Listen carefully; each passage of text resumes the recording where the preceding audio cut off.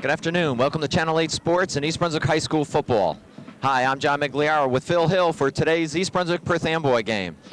And Phil, East Brunswick finally found its offense last week against Monroe, winning, I believe it was 28-6? 28-8, I believe. 8, okay. And they did find their offense. Eric Phillips having a great day, 122 yards for the young man and 2 touchdowns. What they do have to find, however, is their defense, John. They're still giving up entirely too much yardage on defense, and something that Marcus Borden is concerned about. They're healthy. They have to get better each week. This Perth Amboy game will certainly be a good test for them. Perth Amboy themselves come in here 0-4, haven't won a game, but they've played 3 teams that are rated in the top 20 of the North Star Ledger poll. Right. Sorrelville, Woodbridge, and Madison Central. So who's to say what kind of team they are? They played Woodbridge to 7-7 halftime tie before Woodbridge pulled away from them last week. Phil, also, too, as I adjust my mic here, there's a history here of Perth Amboy always giving East Brunswick a hard game. That's right. We talked about it from time and time again, the big play. Perth Amboy, even when they don't have, when their teams aren't too good, they usually have a speedster or two that breaks the Bears' back. And they have some good athletes here.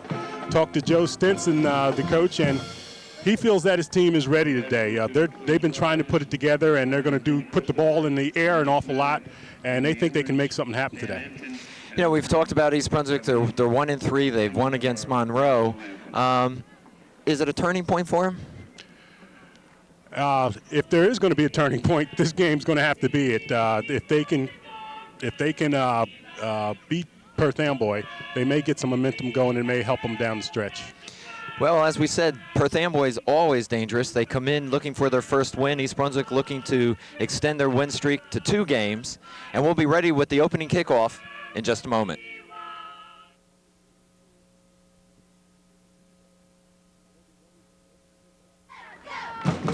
All right, we welcome you to J. Doyle High School, and High School Field, East Brunswick High School, for an afternoon game, and maybe that's why I'm a little confused. Well, not many afternoon games, and it's homecoming. Well, between you and the green pants on the Bear players, it's one of those days. Well, guys, and we welcome Jim. Thank you. I was going to say, with the entire green apparel, maybe this would be enough to change the Bear fortunes and win a Red Division game this year. East Brunswick will kick off to Perth Amboy. Panthers in the white. Low kick by Varick. Ball going to be fielded by Hoover at about the 10-yard line, and Hoover's dropped as he crosses the 25 rather. Guys, we got a little bit of time, but I was watching Varick come down on that kickoff, and he was still limping noticeably. It'd be interesting to see if he is inserted as a running back in the offense. Okay, Chris Hendricks stopping Hoover on the opening kickoff there. Jim, I'm sorry. And gentlemen, we heard a lot we know about the run and shoot because the Bears ran it for some years, but you're going to see the pure run and shoot. Practically nothing but passing. You're going to see receivers spread out all over the place, slot backs, wide receivers, and they'll throw the ball. And East Brunswick really only using 1 linebacker in that formation. 5 defensive backs. Boykin is the quarterback. That's he, number 11. Rolls to his right. And he's going to be dropped for a loss on his first attempt of the game. Molina and Gerbovac were the first 2 in there. And that's an encouraging sign. We talked about it at the top of the game. The Bears have to improve their defense. Offensively, we see them getting better week by week, but they got to be tougher defensively. No huddle. Loss of about 2, 2nd and 12. Ball right at the Perth Amboy 25-yard line. Running play. Ooh. That was Johnson on the carry. He went nowhere. And Gerbovac, again, was the first one to get the tackler. They appear to be fired up. Channing Johnson on the tackle, 6 feet, 190-pound running back, and he was slammed by Gerbovac. All right, 3rd down, and we'll try to keep you posted with the game because Perth Amboy will not huddle up. 3rd and 13. Johnson, a yard loss on the carry. Boykin to his right, puts it up in the air, deep down the right side. Wow. And a flag's going to be thrown against East Brunswick. They had to call it. I was wondering, flag coming out a little late, but clearly interference there. Colheim was the victim. Excuse me, not the victim. He was the culprit. Perpetrator. Yes. Saturday afternoon game, quite unusual in today's high school football schedules. Most games now played on Friday nights with the advent of lights at most stadiums. Although, John, I will tell you there's a school to our left, on the left side of town, that still likes to play Saturday football. Is that right, Phil? That's because they don't have lights. We're talking about South River, by the way. We're talking about night games, and I know it's early in the game, but Jim, last night, what a night game. Yeah, we're talking about the Saraville-Woodbridge game. John, Phil and I both had an opportunity to go over and catch that one. And tremendous game, 14-7, come from behind win for Saraville. That was a great game. The penalty gives the Panthers a first down. Ball at their own 37. You want to notice that when a play is called, sometimes the players will look at their left wrist to see exactly what it is. A little counter move to Johnson. Johnson will pick up about 3. And Johnson picking up a good hard 3 there. And Johnson, I tell you, he should know a little bit about football. He has some uncles that have played football, namely Brian and Bruce Taylor. Tackled by Paul Dumas, a sophomore linebacker. Let's call it 2nd and 7. Ball at the 41 of Perth Amboy. A little reverse. Jenkins with the ball. He's got some running room. Wow. And he'll have the first down into East Brunswick territory. And Emil Habib in on the tackle there. First down, Amboy, inside the... Okay, Amboy gaining confidence as they go. They're running the ball a little bit more than we expected. We were told that they do nothing but throw it, but 3 out of the last 4 plays, they've run it. Quickly at the line of scrimmage, first down in East Brunswick territory. Boykin rolling right. Looks, reads, and overthrows his receiver, looking for Jenkins again. And might have even been trying to throw that ball out of bounds, recognizing that Jenkins probably would have got nailed for a loss. Well, I don't think he was that heady, Jim. I think he was trying to reach the young man. Boykin's just a sophomore, the first time ever playing quarterback. He's a good athlete, according to Stinson. Has fine character and has good intelligence, and that's one of the reasons he's at quarterback. But this is his first time ever playing quarterback. 2nd and 10, ball at the East Brunswick 48-yard line. No score, first quarter. East Brunswick Perth Amboy over the middle. Ooh. And in and out of the hands of Willie Riggins, number 34. It'll bring up a 3rd down. And I tell you, Boykin's getting the ball there. It wasn't pretty, but he got it there, hit Riggins in the hands. He just didn't hold on to it. All right, what East Brunswick is going to want to see if they can do is to get some penetration. They were fairly successful in those running plays early on, and they had the interference, but Gerbevac, Molina, the 2 down linemen right now, are going to try to get some pressure on Boykin. 3rd and 10, Boykin will put it up in the air. Looking deep, ball knocked away by Habib, nice play. So it'll bring up 4th down. And I tell you, on this first series, you got to give the Bears a lot of credit. They've been having to change from week to week. They're coming in here with 6 defensive backs trying to stop this run and shoot, and they did a pretty good job right there. Perth Amboy goes into punt formation. Back for East Brunswick is Habib, and that's his brother. And his brother, the 2 Habib. David. Couldn't see the number 7 and 9. That's Emil and David. So, and Habib is probably going to run this back. Jenkins drops the punt snap. Will pick it up and run. He's got the right side. And I think he's got the first down. It does look like he has it. Boy, it's close. Real close. It's real close, Jim. And the irony of that whole play is... First down, they're signaling for Perth Amboy. Okay. The irony of that whole play, Jim, is even when you had a good chance to be correct on one of the, if he's running it back, you're wrong. Okay. Wow, what a misfortune that was for the Bears to I'll have tell you. an errant snap turn into a first down run. All right, with the miscue, Perth Amboy holds on to possession. They will have it 1st and 10 at the East Brunswick 38. No score. 5:25 remaining here in the first quarter. Boykin gives it to Johnson. And Johnson gets maybe a yard. Again, Molina, Anthony Gerbevac, the first 2 to get him. And, Jim, your point's well taken. Really unfortunate for the Bears. They had done such a fine job stopping the Panthers, and then to have, as you say, a broken play there on a punt attempt where you pick up a first down really hurts you. Usually somebody's keen on that punter and would nail him.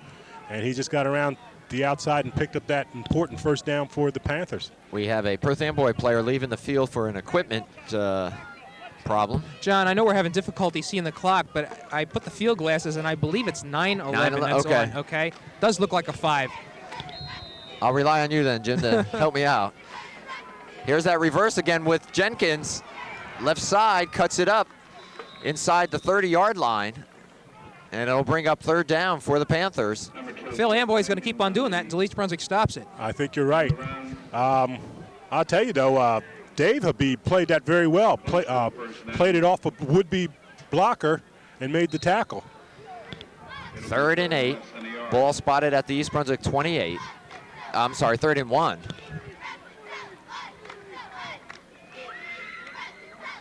And Boykin keeps it himself, got the first down, and falls inside the 20. And it's real important now for East Brunswick's defense to stiffen up. They've shown signs of life here, even though Amboy's been driving. I think they've been aided by a couple of good calls, and they really need to stiffen up and stop Amboy at this juncture right here. All right, 1st and 10 from the East Brunswick 19. First quarter action. We have no score. Perth Amboy in the white, East Brunswick in the all green. Little counter, reverse. This is Riggins. And he'll get inside the 15-yard line. And a flag is down. Phil Amboy's really trying to take advantage of their outside speed. Well, what's interesting, what Amboy has done thus far is pretty much what Kansas City did to the Philadelphia Eagles last week. Philadelphia came in ready to stop the run at all costs, and all of a sudden Kansas City comes with nothing but play action passes, and they beat them. Here, the Bears are prepared to stop the aerial assault, and the Panthers are running the ball all over the place. And good game plan thus far by Joe Stinson. The penalty was holding against Perth Amboy. It'll bring the ball back to the East Brunswick 30. And that was a key penalty call there. Because that holding call was from the point of the foul, which was another 12 yards. So you basically got a 1st and 22. So first down, but a bunch for the Panthers. 22 yards to be specific as Boykin, another flag is down. He's looking deep. His man falls, but the ball is underthrown. We'll see what the penalty is. I think we're going to have an offsides by Perth Amboy. Acosta, incomplete, defending for the Bears. Now East Brunswick players are pointing at Perth Amboy. They'll call motion against the Panthers. Or to refuse it.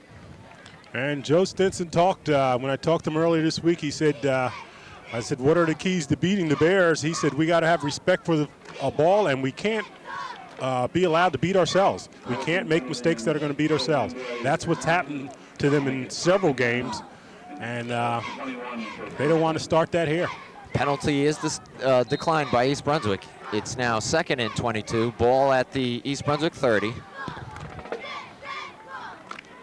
Boykin fakes the reverse this time to Jenkins, keeps it. Covered nicely. And is going to be dropped for another loss. We're saying number 39, I believe that was.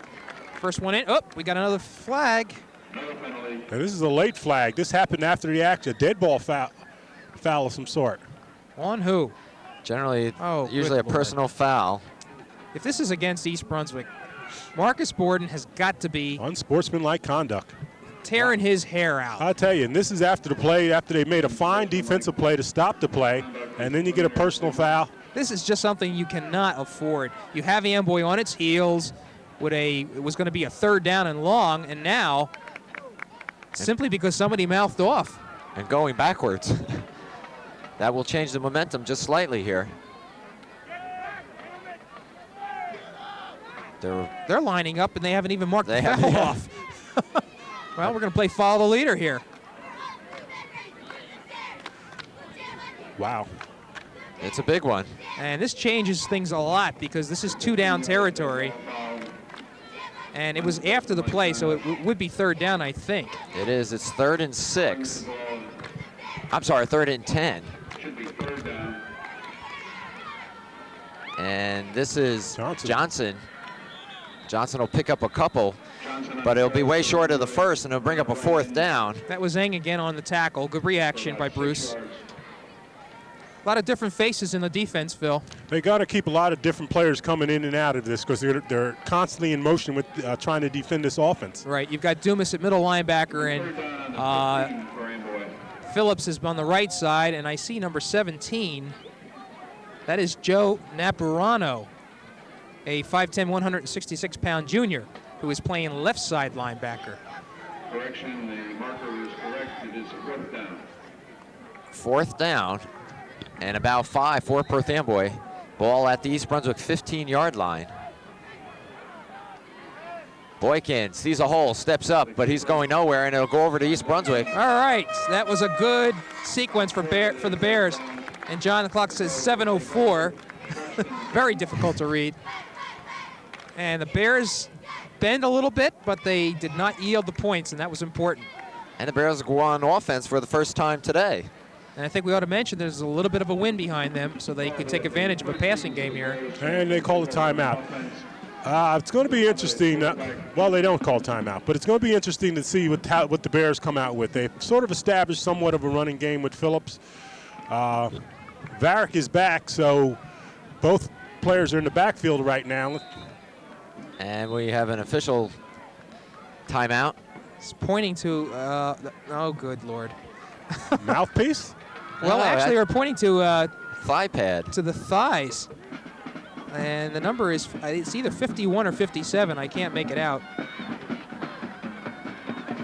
That is unsportsmanlike conduct. It appeared to be some equipment that isn't correct. The young man is going off the field right now, but that's one of the strange calls. Not seen that one before. So East Brunswick, before they even touch the ball in offense, will have it moved up the field for them. And so they'll start off now with the ball at their own 27-yard line, 28-yard line. Linebacker David Welch was the guilty party, and I think he was not playing with the proper padding because the equipment manager is adding a thigh pad to David. And now Perth Amboy calls a timeout. I'll tell you, it has to be rather disconcerting to Joe Stinson here. You know, your best defensive player, Dave Welch, goes out on a penalty for equipment violation.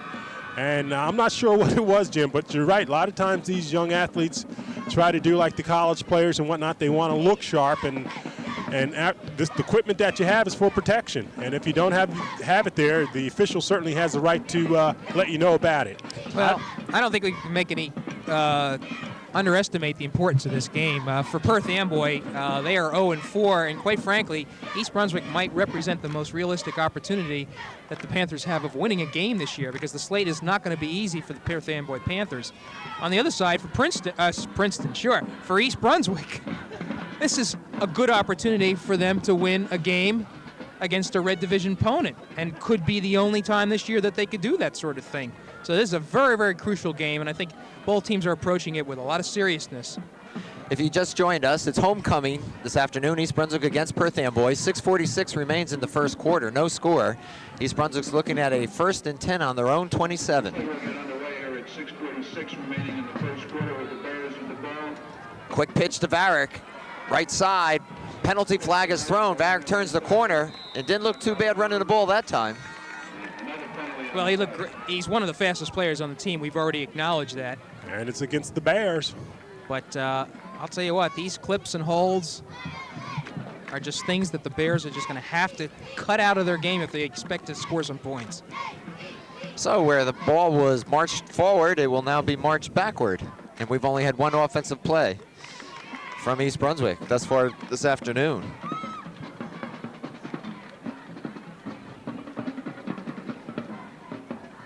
Kind of unusual beginning to this game. You're right, John. As you say, the Bears haven't had the ball. they haven't had a play, technically. And mistakes, and they've made some mistakes, and those are going to kill you. Well, we're back to where we started. So it'll bring up a 1st down for East Brunswick. The ball spotted at the 14-yard line. And Phillips showing some running ability. Wow. Good running ability. I'll tell you, he's come on. He's really come on. We were early on, felt a little suspect about his. Well, he seemed a little gun shy, Phil, when he was approaching a tackler, and right there he just was running with reckless abandon, I guess is the phrase. Phillips picks up about 8. It's 2nd and 12 after the penalty. Ball at the East Brunswick 25-yard line, and another whistle, official timeout, as we have a Amboy player fixing his equipment, and we're ready to go. I'll tell you. Halloween is coming. Habib to Phillips again. Good hole. Sidesteps his way. Picks up 2 yards. It was there and then closed up rather quickly. Closed up rather quickly. And Eric has to hit that hole a lot quicker. He's a little tentative. That's something that we talked about before. But the hole's going to only be open for a couple seconds, and he's going to have to just barrel right through. 3rd and 9 for the Bears. Clock down to 5:35, first quarter. Habib fakes the handoff to Phillips, rolls to his right, floats it up in the air. Wow. Almost a tremendous catch by Varick. And I tell you, got to be very careful, Varick, with pounding that ball. You could get an unsportsmanlike conduct there. The official standing right there chose not to call it. I've seen it called before. Another problem was delay of game, rather. Another problem was that pass. That was not a pass with touch on it, if you could use it. I beg to differ with you, Jim. I thought he had a nice touch on that pass. It sort of laid up there. And no, I think Amboy's defensive backs have too much speed, and they can react to that. Well, East Brunswick will be forced to punt. Varick gets a low kickoff. It'll be handled immediately by Melbourne, and he's dropped. He's lucky he held onto it. And 59 was in on that tackle, and he has to watch himself. That's Mark Cafetan. Well, he just laid one on the young fellow there, and he was excited about it. Right. I'll tell you that. We've seen flags thrown, though, for a lot less talking. All right, Perth Amboy will start off 1st and 10. Ball at their own 46-yard line. Run and shoot offense is their preference as Boykin looks over the middle, has a man, and his tackle knocks it away from Jenkins. Good hit by Brunswick. Jarred that ball loose. And we talked about the lack of tackling by the defensive backs earlier in the year, and they seem to be coming around, Jim. They're a lot more solid hitting by the defensive backs. That'll bring up 2nd and 10.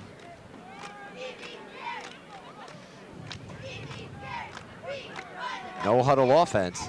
Boykin quickly gets it to Riggins, juggles it, and then moves his way up close to a 1st down. Nice run.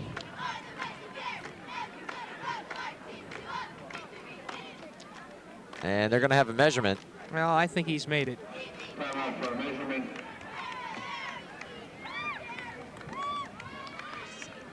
And Willie Wiggins, just a junior, and this Perth Amboy team actually only has 5 seniors on the team here. So a lot of these players are getting good experience this year and may be a force to reckon with next year. Perth Amboy picks it up. Phil, Amboy's an interesting football team. They've always seemed to come to play, always have a lot of skilled players, but are never able to win against some of the upper echelon of the Red Division. You think with Stinson being there, it's going to be a different story? Well, after this player, Jim, I'll tell you what I think. 1st and 10 from the 43, the East Brunswick 43, as Johnson carries just short of the 40. I'll tell you, Joe Stinson, you talk to this guy, and he, I mean, you can, football is flowing out of his veins. He loves the game and whatnot. I asked him, what he thought about the Bears team, and he said he really didn't know that much about them. 2nd and 7 from the 41. That's a backward pass, or a lateral, quite technically. He said he didn't know much about the Bear team or Marcus Borden, but he said he respected Marcus Borden because he works at his program, and he's got to respect anyone that works at his program. Well, we both had an opportunity to talk to Marcus Borden. I had a lengthy discussion with Marcus for an article for the Sentinel, and let's be frank, he was as frustrated, Phil, I think you'll agree with me, as I've ever heard him before. He realizes that the Bears' fortunes have been down. 3rd and 6 for Perth Amboy. Ooh. Johnson bolts his way up to the 35-yard line, but he's going to be short of the 1st down. And quite frankly, you know, we can always say that maybe next year is going to be a new year for East Brunswick, but Marcus is a little worried. He wants to know, you know, where is he going to get the players? Because right now in the younger grades, Phil, doesn't seem to be enough charges to actually to restore the program. Perth Amboy calls a timeout with a 4th and 2. Well, Jim, to pick up on that, one has to wonder, will football become extinct in East Brunswick? If you look at the Pop Warner Golden Bear team, on the midget team, they have about 20 players, not enough for an offensive and defense. On the on the Pee-wees, they have about 16 players, maybe 14 or 16 players. Not very many. St. Bart's, I don't know quite sure what their numbers are, and I realize that there are 8th grade teams, but the fact of the matter is a lot of these kids on both teams go to Spotswood and other Middletown and places like that, and some of the kids will be going on to Bishop R and programs like that. So you got to wonder, really, is football going to be around? Everyone knows East Brunswick is a soccer town, and is it hurting the football program? That's a good question. Draw your own conclusion.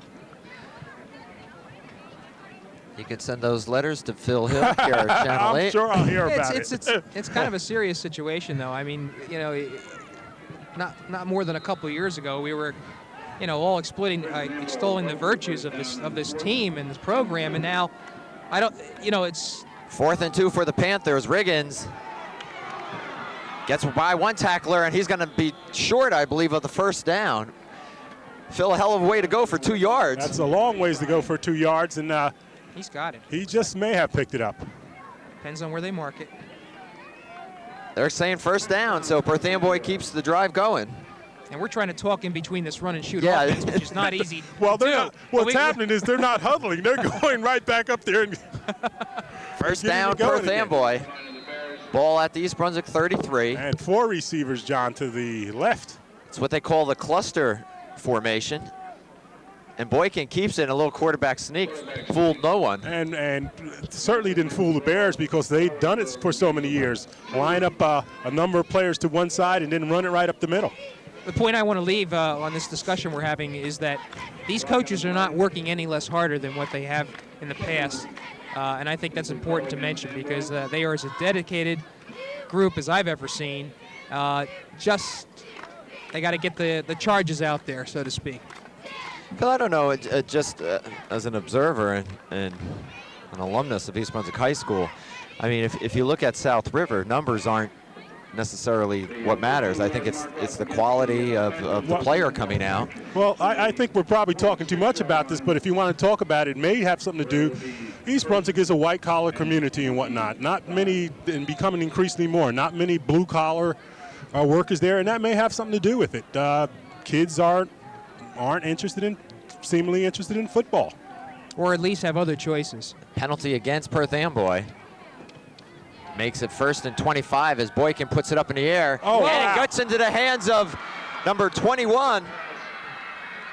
Wow. That's Melbourne, and he'll go in for the score. Oh, they're saying he stepped out? Not at all.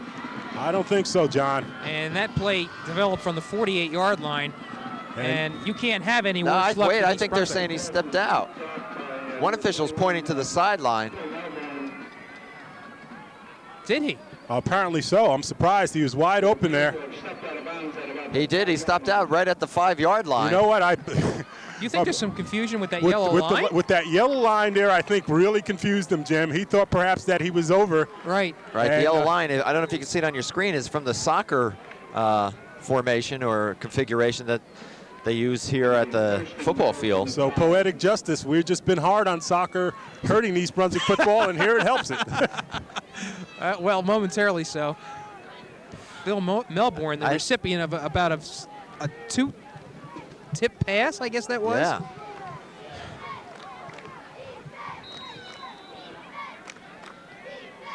Well, a lot of shouting for nothing. It's first down for the Panthers from the 5-yard line.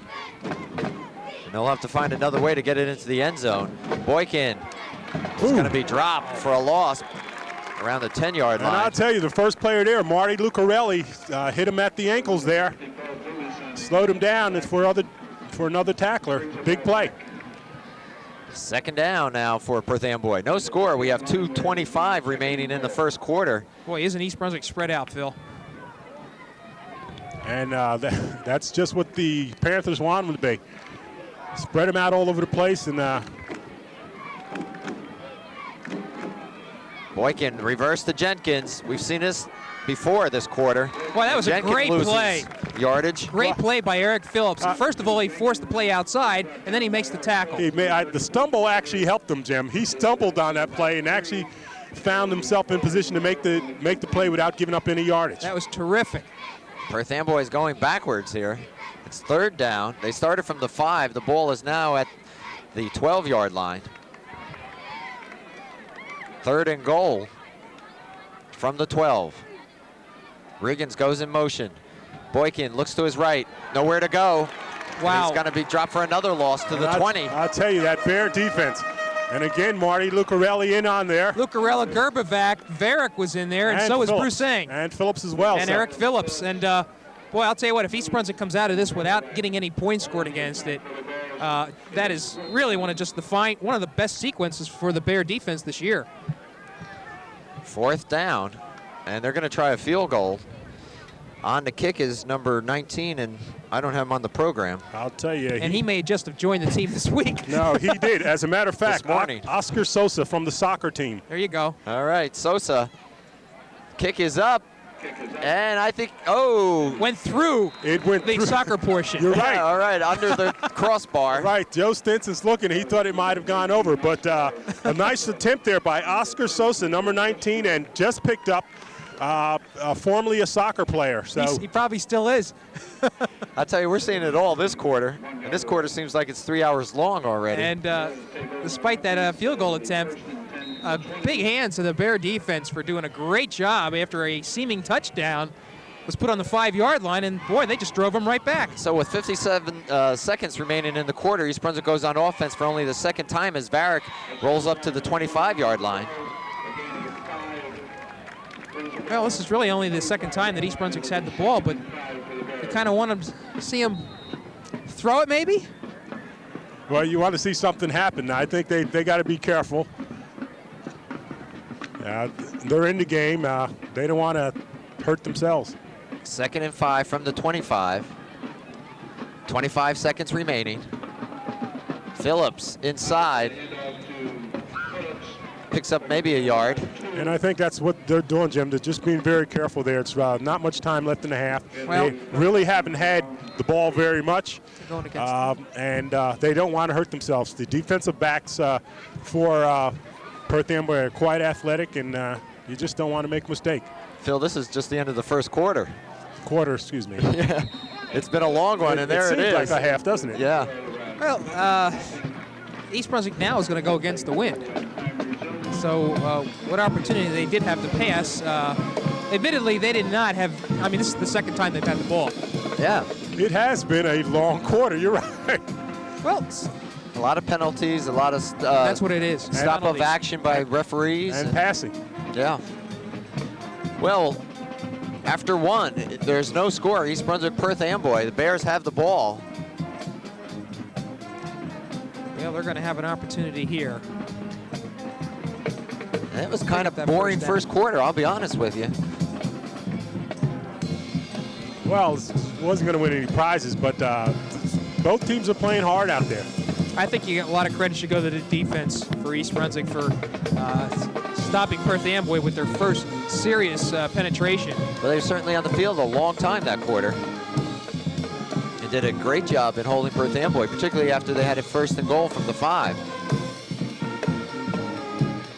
Boy, what a contrast in weather we have from last night, Well, Phil, you to know what? today. Not only a contrast to weather, I'm looking at the crowd here, and I think I'm fair to say that the number of people we have here were about the number of people at the refreshment stand last night. I mean, There was close to 6,000 it people. was unbelievable. All right, East Brunswick looking at a 3rd down and about 3. Quick pitch to Varick, right side. And Varick's going to be dropped short of the 1st down. And it'll bring up 4th down. Well, now I'm wondering, John. They are looking awfully safe, playing it awfully safe. Did not attempt to put the ball up at all. So Varick will go into punt formation. Boy, I'll tell you what, a fake would look real good right here. On this left side. You betcha. Hoover and Melbourne back deep for the Bears. Good snap. Varick gets it up. Wow, It hits off hit him. it's a live ball. And I it's think East East Brunswick's Brunswick's ball. got it. Sure did. Off Melbourne, Wow. first down, East Brunswick. And I'll tell you, I don't know what Philip Melbourne was thinking about. I don't know if he just lost it or what. Well, Melbourne thinks he still has a chance to get it, or because they're still fighting for the ball. And the ball's already been called. Looks like Szymanski was the one that recovered it. Nick Szymanski has been relegated to playing strictly offense now. Okay, the breaks are evening up now, and let's see if the Bears can take advantage of it. You got to believe they're going to put it in the air here, John. They got it 1st and 10 on the Perth Amboy 36. We're looking for the first score of the game. Second quarter action. Habib looks to his right. Nice catch out there by Kohlheim. And Greg has the makings of being a very, very good receiver. Phil, he has good hands. He's got that height. He's needed to put a little bit more weight on, but I think he's going to learn to do some things once he gets the ball. I agree with you wholeheartedly. Just a sophomore, 6'2", and has nice hands, and he's going to be a good one for the Bears, without a doubt. Picks up about 9. It'll be second and a short 1. Ball at the Perth Amboy 27. Phillips and Varick are in the backfield. That's Phillips with the ball. He finds a hole to the left side. Wow. Ooh, Cuts back in and is down inside the 10-yard line. First and goal for East Brunswick. Great run. Maybe if he took it outside, he could have raced to the end zone. A great run by Eric Phillips there. We've been, you know, when you're younger and whatnot, and you do a lot of dancing and whatnot, you can get away with it because you're quicker than the rest of the kids. The more you go up, the higher you get and whatnot. The defensive players are quicker and whatnot. You can't do as much dancing. So I think he's just adjusting. He's finding out that he's got to use that speed and go north and south as well. Ball spotted at the 9, first and goal. Varick inside. He's going to find Pater. East Brunswick gets on the board first. Right. And I'll tell you, just a nice 1-2 punch, and it's great to have Jim Varick back because it gives you a lot more balance, a lot more options of what you can do. Boy, nice tempo by that offense, too. Boy, they didn't waste any time. Went right up the pipe. Nice job by East Brunswick's offensive line. And now Varick will try to add the 7th point as the Bears go on top first. We've got 10:34 remaining before halftime.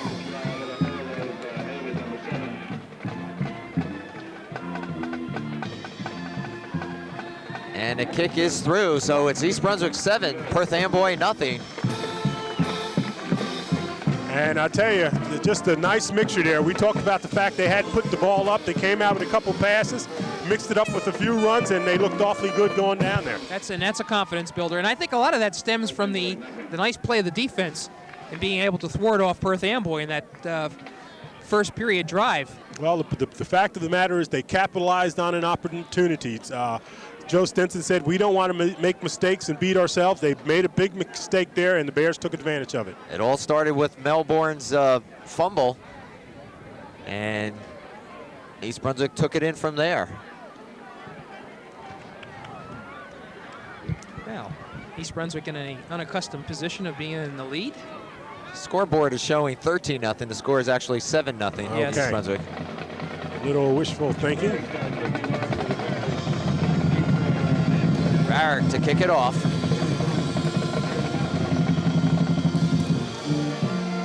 Low kick off of Jenkins. Picked up by Rivera. And Rivera gets up to the 30-yard line. And I tell you, if you're Joe Stinson, you hold your breath because it's plays like that. It's just young players again tried to scoop it up like a shortstop there, and that ball bounced off him. Fortunately, another player was there. Right, these youngsters are just going to have to develop an awareness of where they are. Of course, Melbourne didn't even know the ball was near him when it touched him, and that's how East Brunswick got the ball back on that punt. All right, Perth Amboy looking to get on the board itself, trailing 7-0. Starts off from their own 30-yard line. And East Brunswick's defense looks like on a kickoff. They are so spread out. Boykin rolls to his left this time, pumps and dropped by Riggins. Phil, I don't think I've ever seen a defense this spread. I You've don't got believe gaps in the line. I don't believe so. They have them spread all over the place, and Marcus had to just put this in this week to try to defend this team, and surprisingly, they've done a fairly good job. Well, you basically got Ken Molina and Anthony Gerbovac as your two down linemen. Ozzie Carrion and Varick are your two outside backers. And 6 defensive backs. 2nd and 10 for Perth Amboy. Boykin will roll to his left again. Pumps, keeps the ball, and is knocked out by Habib. Picks up maybe a yard. And the East Brunswick defense definitely seems to be getting into some sort of flow. They are getting more comfortable with this alignment. And I can see it causes some difficulty for Perth Amboy. It's a lot. It's a tough offense. We talked about the Houston Oilers run it, the University of Houston run it, and the Knights of the World League run it. And it's just a tough offense to run for anybody. 3rd and about 9 for Perth Amboy. Flags are down. Man is open. Intercepted by Emil Habib. And if that flag is against Perth Amboy. That flag is against Perth Amboy, so it's the Bears' ball. East Brunswick will have a turnover, 2nd one. Habib brings it back to the 30-yard line of Perth Amboy. A motion against Perth Amboy will be declined. All right. So momentum has changed after a very slow and lethargic first quarter, and it's going East Brunswick's way. They're on top 7-0. Quick strike. Well, quick, maybe a little control here. The running game looked awfully good, Jim. They may just want to march it down there again, eat some time off the clock, and control the ball as well. 1st and 10, the ball at the 29-yard line of Perth Amboy. All right. Habib changing the play. Quick pitch. Ooh. And dropped for a loss. That was Shanafi. Number 27. Right, I was looking at number 23 for Perth, or 33, I'm sorry. That's Dion McKiffin. He closed in real quick. From his free safety spot coming up there. Shanafi picking up 66 yards against Monroe last week. Some good yardage, and tried to turn the corner there to no avail. 2nd and 11, a yard lost on the play. So they're back at the 30-yard line of Perth Amboy. And Habib will pass. Sets, plants, looks. Back across the middle, has a man. He's got it. That's number 90. That's Roman, Scott Roman. 1st down, East Brunswick. And I tell you, give Habib a lot of credit there. Just a nice pass, rollout pass, throwing back across the grain, through a rope, and hit very nicely with Roman. 1st and 10 for the Bears. The ball on the 16-yard line. And Habib looking rather comfortable.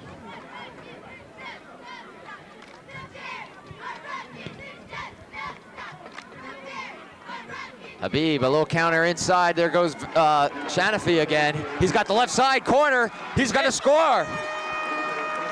Wow. Put the entire Amboy defense, except for a couple of safeties, going the other way, and that was all that Jeff needed. You're exactly right, Jim. Just a good mixture of plays by the Bears there. And that's it. They just look good. They just look good. Good mixture, keeping the Panthers off balance, and everybody getting involved in it as well. And he's getting this homecoming crowd involved in it as well. East Brunswick now 13-0. That was scoreboard shows nothing now. Having a little trouble with the scoreboard. 8:21 showing on the clock here in the 2nd quarter as Varick will look to put the 14th point on for the Bears. And he does. Nudge is over, but they'll take it. Just shows you what an emotional lift can do for the Bears. Well, once you get things going, Jim, there, right, it gets to be contagious there, and you can just see it happening with the players. Those 2 turnovers certainly aiding them, but the Bears capitalizing on them. That's the important thing. And like I said, they got everybody involved. They got the receivers involved. They got Shanafi involved. They got Phillips and Varick involved. And well, I think involvement is the key word here. I think you got these players playing with a lot more emotion than I think I've seen the entire season. And you know, talking to Borden last week, you would think with a 28-8 win over Monroe, he would be happy. He was anything but happy. And I think if you were looking for the right formula for East Brunswick, what Borden would run is for his defense to play well, which they did in that drive, and the offense to show a little spark, which they have. And now you got the result. Varick to kick it off, and let's not forget, it all started when that East Brunswick offense started to open things up. And the turnovers, John. This is Hoover. And Hoover dropped immediately at the 21-yard line. Naparano on the tackle. And if you're a Panther fan, you got to hope that your team gets something going here. They've showed flashes, certainly potential to do the big play, but haven't followed through with it. And that defense essentially is the same with that front four, along with Dumas, who again is just a sophomore. And you've got the Abib brothers in the defensive backfield along with Bruce Ang. Boykin, 1st and 10 for Perth Amboy, looks down the middle. He's got his man, that's Melbourne. And Philip Melbourne, 6'3", 195 pounds. But we have a flag on the play. What is it? Holding. That's going to bring it back for Perth Amboy. So many flags. So many flags. Well, again, once you have young players, it's going to happen. And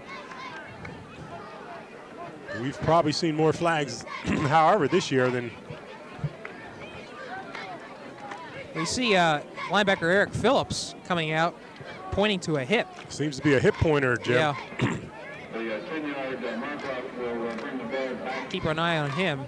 Eric was certainly an important instrument in that drive by East Brunswick in the last couple minutes. Holding brings the ball back to the Perth Amboy 10-yard line. 1st and 20 when the ball is put into action. Boy, there's a lot of time. 7:50. Here's that reverse. Riggins.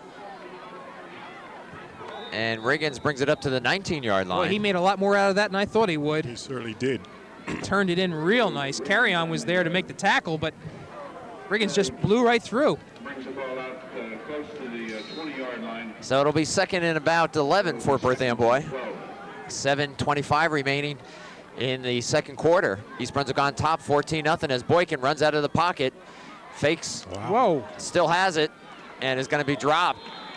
There's and a flag. Spearing. Lucarello was the culprit there. It's got a late hit. Marty Lucarello coming in head first, and the official standing right on top of it, threw it. Marty was playing a rather spirited game here today, but he's going to have to control his emotions. And that gets Amboy out of trouble. And that'll give him a first down. It's homecoming here this afternoon, a beautiful autumn day at East Brunswick High School. Nice crowd here for the homecoming events at halftime as the ball is being marked off.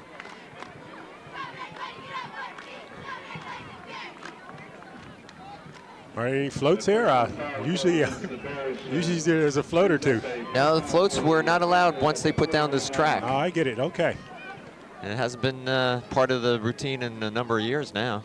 As Boykin now rolls 1st down. He's got a man. That's Jenkins. Kolheim finally pulls him down just short of the 20-yard line. And I'll tell you, nice pass by Sean Boykins to Jenkins. He definitely was open. 1st down for the Panthers. More importantly, they're at the East Brunswick doorstep. They trail 14-0. They're ready to roll. Checking their wrists, finding out what this play is. Boykin looking again. He's got a man in the corner. Habib can't. Ooh. Oh, he just got a hand enough to knock it away. He did his job. Great defense by Habib there, because the receiver was just waiting for the ball to fall right in his hands there. He had the touchdown. Habib coming over and making a super play. And I would watch Amboy to do that again. You know what, Jim, though, but you watch the difference. J.D. Clary last night, couple times for both of his touchdowns, went up for the ball. He sure did. Went to the ball. You can't wait for it to come to you in a situation like that. All right, 2nd and 10 for Perth Amboy. Ball at the East Brunswick 21-yard line. Here's the reverse to Jenkins. He's got the left side. Dave Abib was the one that caught him. And they slow him down. He'll only pick up maybe 2 yards. Nice play by David there, containing himself, not going for the fake, and he slowed up the runner just enough to make the tackle. It'll bring up 3rd down. Ball sitting at the East Brunswick 19-yard line now with, I believe it's 6:20 left. Yeah, now they're going to huddle. And you got to believe the Panthers are going to the corner of the end zone with this. They got to be going in the end zone. I don't think they can fool around. Well, the wide side of the field is to their right. Well, they only have 7 yards to make. Boykin. Hey, I don't know if that was draw? Was that a broken play? I'd like to think it was. Well, Gerbeback didn't fall for it, but I think what happened was Boykin made an instant decision to, instead of going outside, I think he saw his way blocked and decided to take it right up the pipe. Well, it brings up 4th down. Strange call. Still 4th and 10. Well, early in the game, but this is a big play. Perth Amboy trailing 14-0. Will go for it on 4th down to the right side. Boykin looks, pumps, fakes, still on his feet. He'll roll out. He's got to carry it. Oh, and gosh. Did he make it to the 1st down marker? That's the question. He fell on it. We'll see. Well, Amboy is clapping its hands as if they made it. 1st down, he did make it.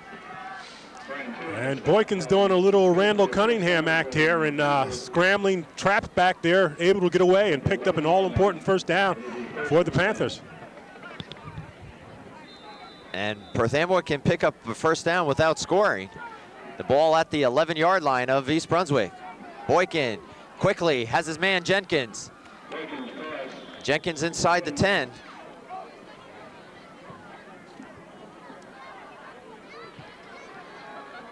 Second and about 7, only 3 yards on the completion. Boy, they're ready to rock and roll here again. The 8-yard line, where it'll be 2nd and 7. Perth Amboy waiting to get the number from the sideline.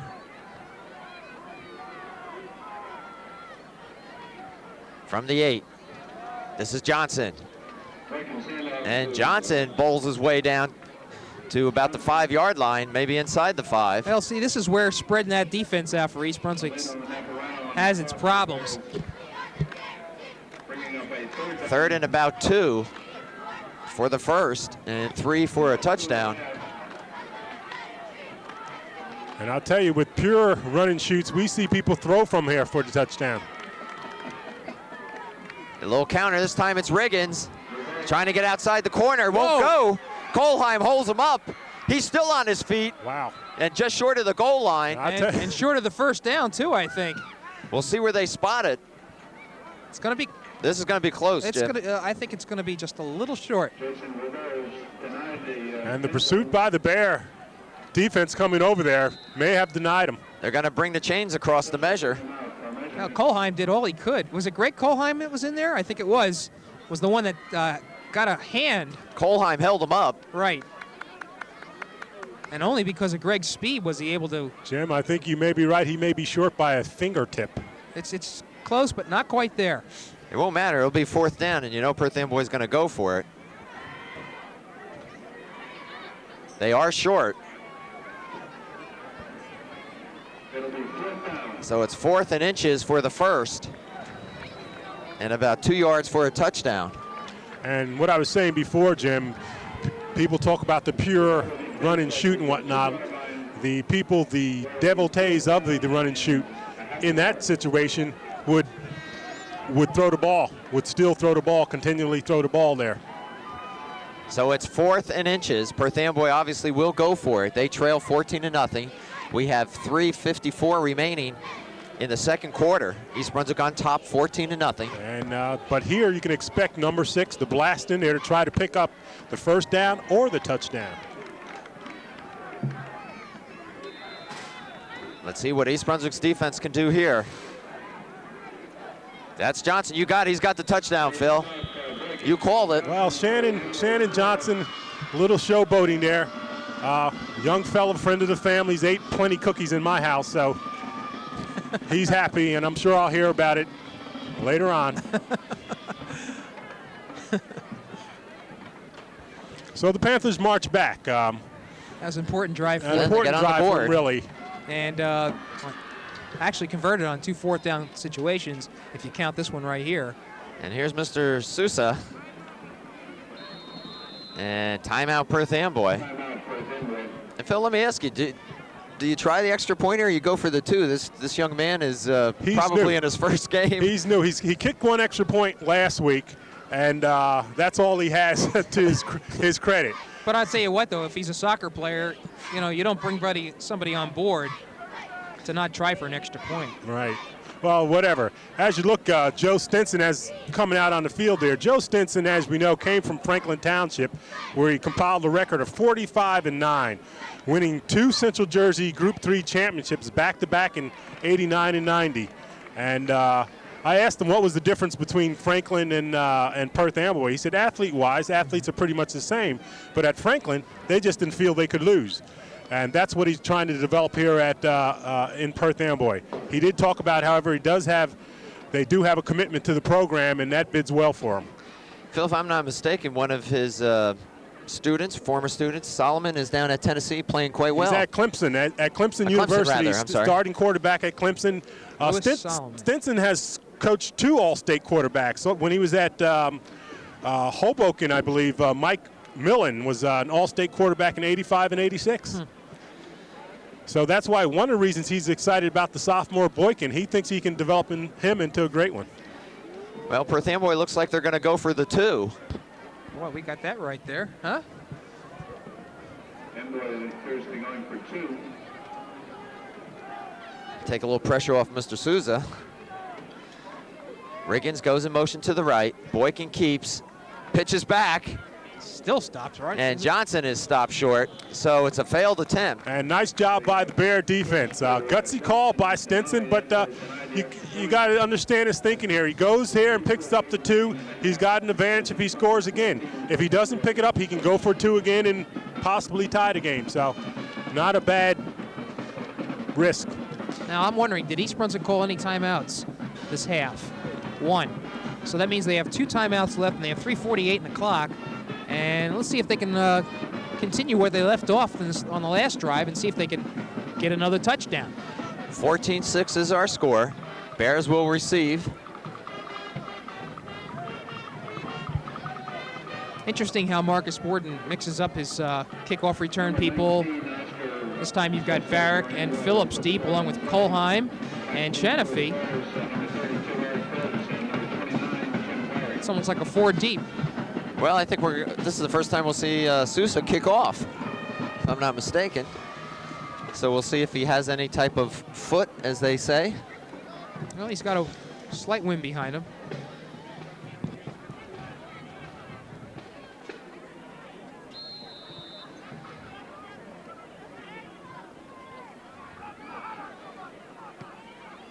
Not a bad kick. This will be fielded by Phillips at the 10-yard line. Phillips goes right up the middle. He's got some running room and slips and goes down as he crosses the 35. And just 2 guys are back there, and the Bear defense had one of the guys bottled up. So the other guy left made the tackle there. Phillips, as we know, has the potential to break one all the way. Still is tied for a school record, I believe. Right. On kickoff returns. All right, the Bears will have it 1st and 10. Ball resting at their own 37-yard line. And the clock is moving. 3.5 minutes remaining before halftime. I formation. Varick inside, tries to break it to the outside, and he'll pick up a yard.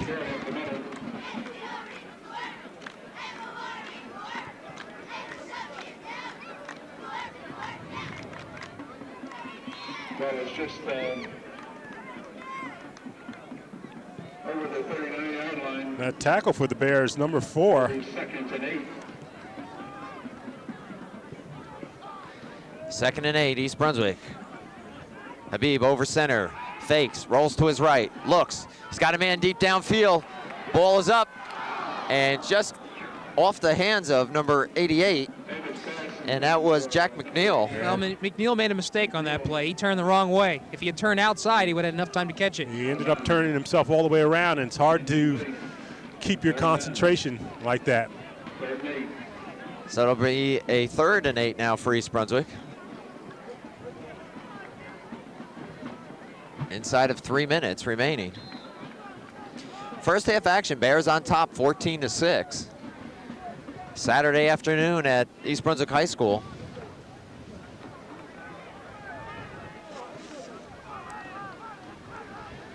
Habib drops back. Center screen to Shanape. Oh. And Shanape takes a hard hit. He was set up for that one.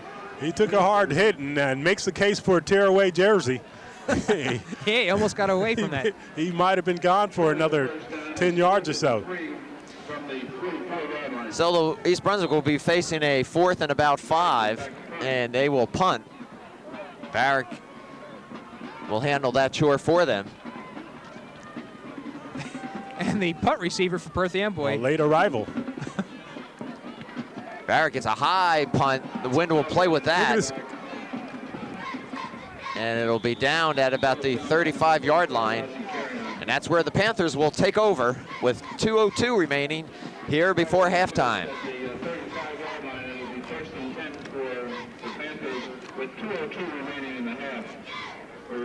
Well, very, very important right now. You can see the wind is starting to kick up on the field now. So that certainly helps Boykin's passing. But very important for East Brunswick to deny Perth Amboy from getting into the end zone. Clock down to 1 minute and 50 seconds. Boykin being pressured. Looks to the outside, has Jenkins. And Jenkins has the first down and moves into East Brunswick territory. Feel impressed with Boykin's ability to find an open receiver. Again, he's just a sophomore, rangy, and again, Stinson talks about him having all the potential in the world. Never played quarterback before in his life. First time this year. Certainly he's doing it on natural ability right now, but once he learns how to throw that ball. Ball at East Brunswick 44. Boykin rolls to his left. Stays on his feet. Showing good balance. That will stop the clock with 1:29. It'll bring up a 2nd down. And the Bear defense doing a job once again. As you see Eric Phillips coming off to the sidelines, that hip pointer must be aggravating him. A loss of a yard that time by Boykin. So the ball will be right on the East Brunswick 45-yard line. 2nd and 11. Boykin looking. Throws it over middle. He's got a man wide open is Melbourne. And he's got it inside East Brunswick territory, deep inside the 20. And we've seen Melbourne go up many times on the basketball court, doing a nice job there pulling that ball in. Boy, so many things that the run and shoot does for you. It's just almost impossible to cover every angle. Well, the thing about it, these young players are learning the game, and if Stinson's true to himself and he's going to stick with it, which is a gutty call in and of itself, and they get more confident, they could develop. As I said, only 5 seniors on this whole squad. Did he go out of bounds on that play? He did. It's 1st and 10, Melbourne. Okay. Boykin. And Molina coming in with a big sack. Well, Amboy's certainly one of the advantages of this no huddle is that you can do a quick 2-minute offense. Loss of about 5. It's 2nd and 15. 1 minute left to go before halftime. Boykin looks down the middle, puts it up in the air, and overthrows Melbourne. I'll tell you, he just seemed to throw that one up there, and Habib almost in position to pick it off.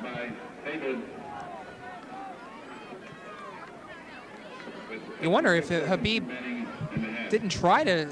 Looks like he had I think he might have got a beat. I think he was watching the defender and might have picked up on the ball at the last moment. Okay. 3rd and 15. Ball sitting at the East Brunswick 19-yard line. Boykin again being pressured. Boy, does he know how to shrug off tackles. And he'll be dropped. He'll be dropped at the 20. Another loss. Clock down to 45 seconds. Here comes a field goal try, guys. Someone's hurt. Timeout. A player down for East Brunswick. Wow. Perth Amboy. I'm wondering if it's Boykin. And we have an East. Okay, that's Marty just loosening up on the ground. You might be right, John. Can't get a number on it yet on the player, but I think it's Boykin.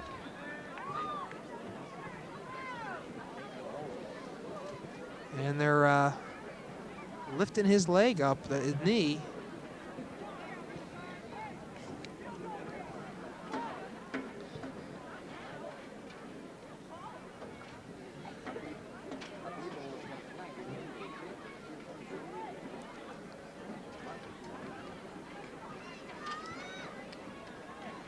Boy, what a real advantage it is to have trainers at these games, not like years ago.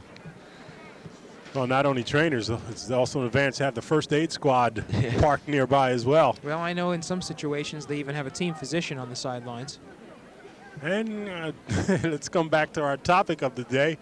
Another reasons why a lot of parents are making the decision not to have their child play football. It is a physical game. But if my son plays soccer as well, and I can tell you soccer can be very physical. Yes. Baseball can be very physical and whatnot. So, but a lot of parents nowadays are saying why risk? Well, it's a matter of subjecting your child to the severity, I guess, is the rationale. And is Boykin, he's up. And he's limping badly, too. Nice round of applause for Sean Boykin of Amboy. Well, Stinson's using the opportunity to talk to the officials. Well, if Stinson wasn't going to kick a field goal, he certainly is now with his quarterback out of the game here. And Sosa's going to have an opportunity for his first field goal ever. Well, 36-yard attempt. what's good is he's got the win. What's bad is it's at an angle. So this would be a 36-yard attempt. He seems awfully close to the holder, but we'll see. 36-yarder, partially blocked at the line of scrimmage. Kolheim picked it off, and he can go with it. Wow, he's got a lane. Blocked by Varick. Kolheim is going to be knocked out at the Perth Amboy 40-yard line. I'll tell you, just good heads-up play by the young player there, and he almost broke it, gentlemen. You were right. Boy, Greg, good speed. And Marcus Borden was screaming on the sideline about late hit, but no flag was thrown. And East Brunswick, good heads-up play, will have it with 20 seconds left. And the ball in Perth Amboy territory. Well, you know, they got 2 timeouts left. All they need is one good heave into the middle there to at least set it up for a field goal.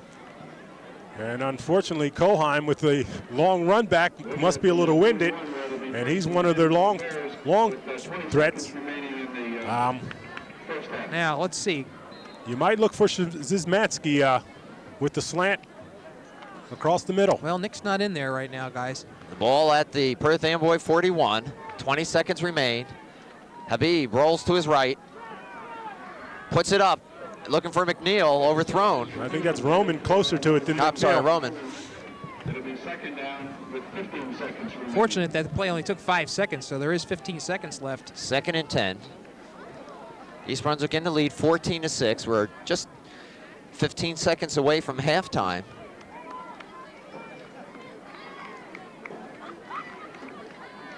Just one good heave. And Varick can come out of that backfield as well. Let's see. Habib rolls to his right. Well, he got open receivers. He's got his man. Ball is complete to McNeil. McNeil, okay, the young player, and he'll learn and whatnot. He was near that sideline, might have wanted to hit that sideline to stop the clock, but It's first down. 5 seconds. 5 seconds remaining, though. Got to go for the field goal. And 26-yard line with 5 seconds remaining. Well, Borden does take a timeout, but I don't think he really has much choice here, guys.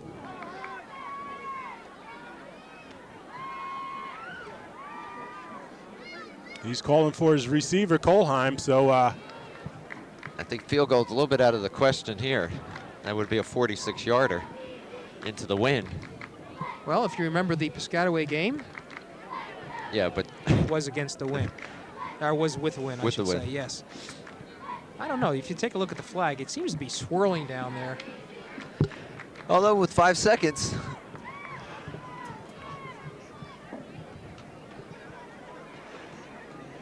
5 seconds, you got to believe that they're going to the end zone. Hey, that's a good thought, Phil. Sorry. Hey, all right, No, Phil. well, not necessarily. You can do a crossing pattern, certainly.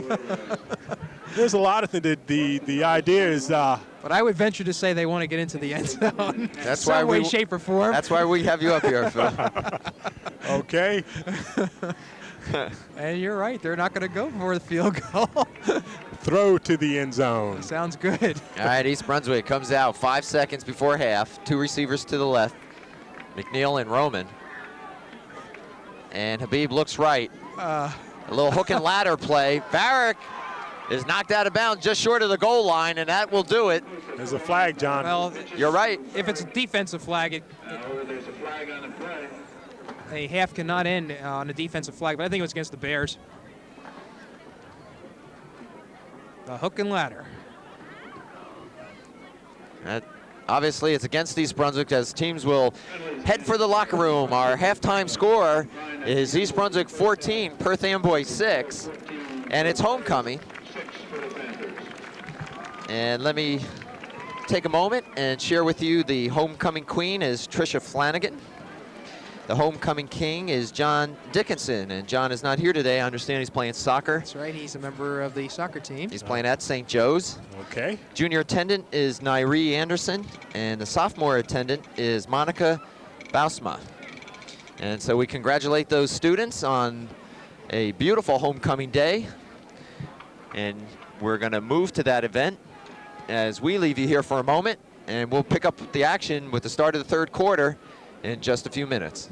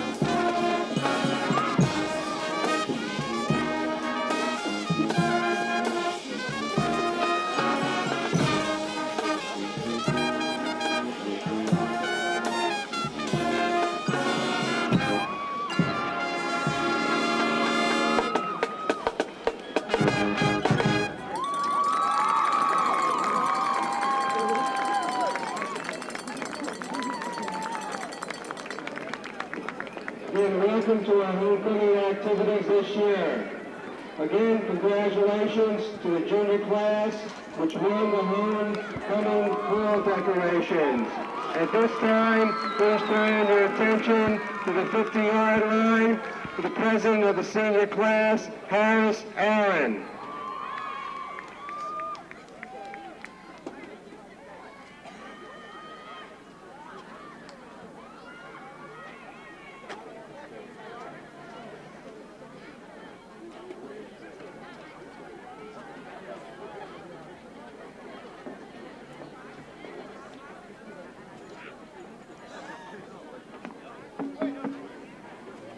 Okay, sorry for the inconvenience. Anyway, hello, my name is Harris Aaron. I'm the senior class president, and we'd like to welcome all of you here today to East Brunswick High School's 1992 Homecoming Festival. All week long, the school has been filled with spirit, and the students have been just great. But now, it is my pleasure to introduce to you the 1992 Homecoming Court. First, we have the sophomore attendant, Monica Bauseman, escorted by her father, Dr. Bauseman.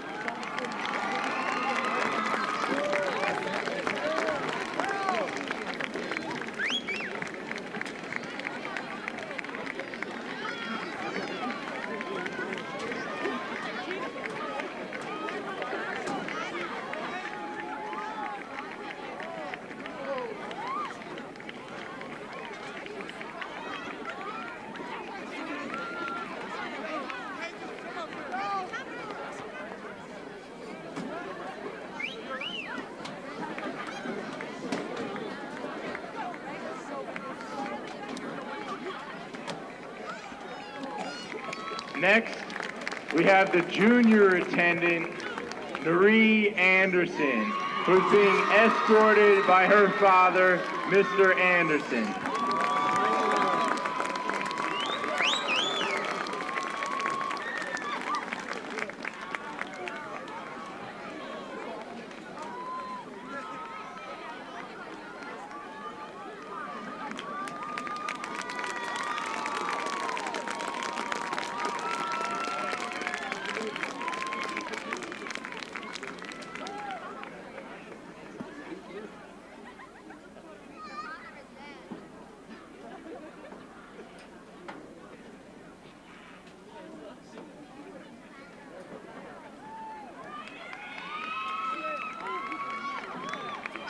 Unfortunately, the senior king, John Dickinson, is not able to attend the ceremony today.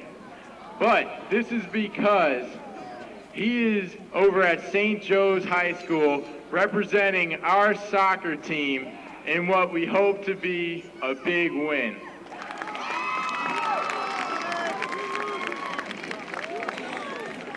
To continue the festivities, we would like to now introduce the senior homecoming queen, Tricia Flanagan, escorted by her father, Mr. Flanagan.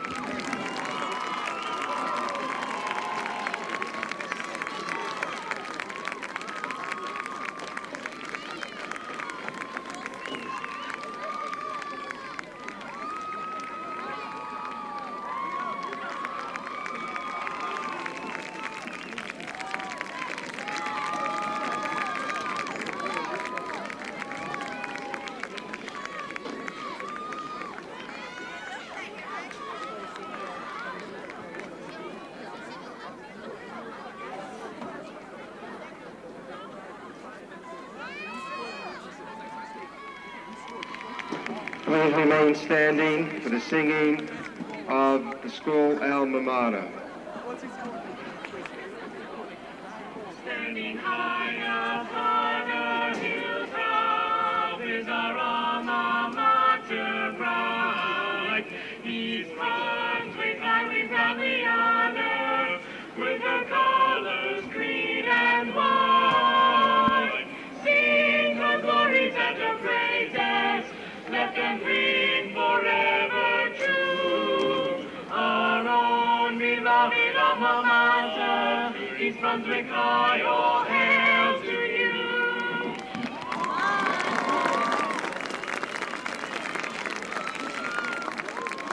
Now, we would like to crown the Queen. To do this, I will give the tiara to her father, and in honor of the King, John Dickinson, we will give his crown to the Queen, Tricia Flanagan, and he will get it soon.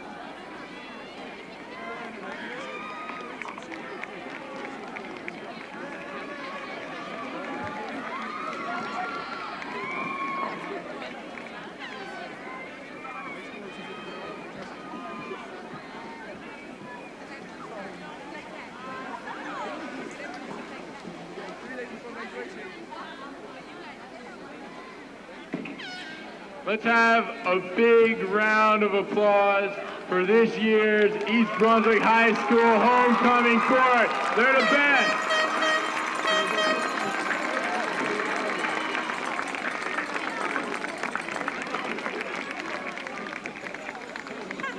Thank you all very much for coming, and congratulations to everyone. And now the East Brunswick Marching Band.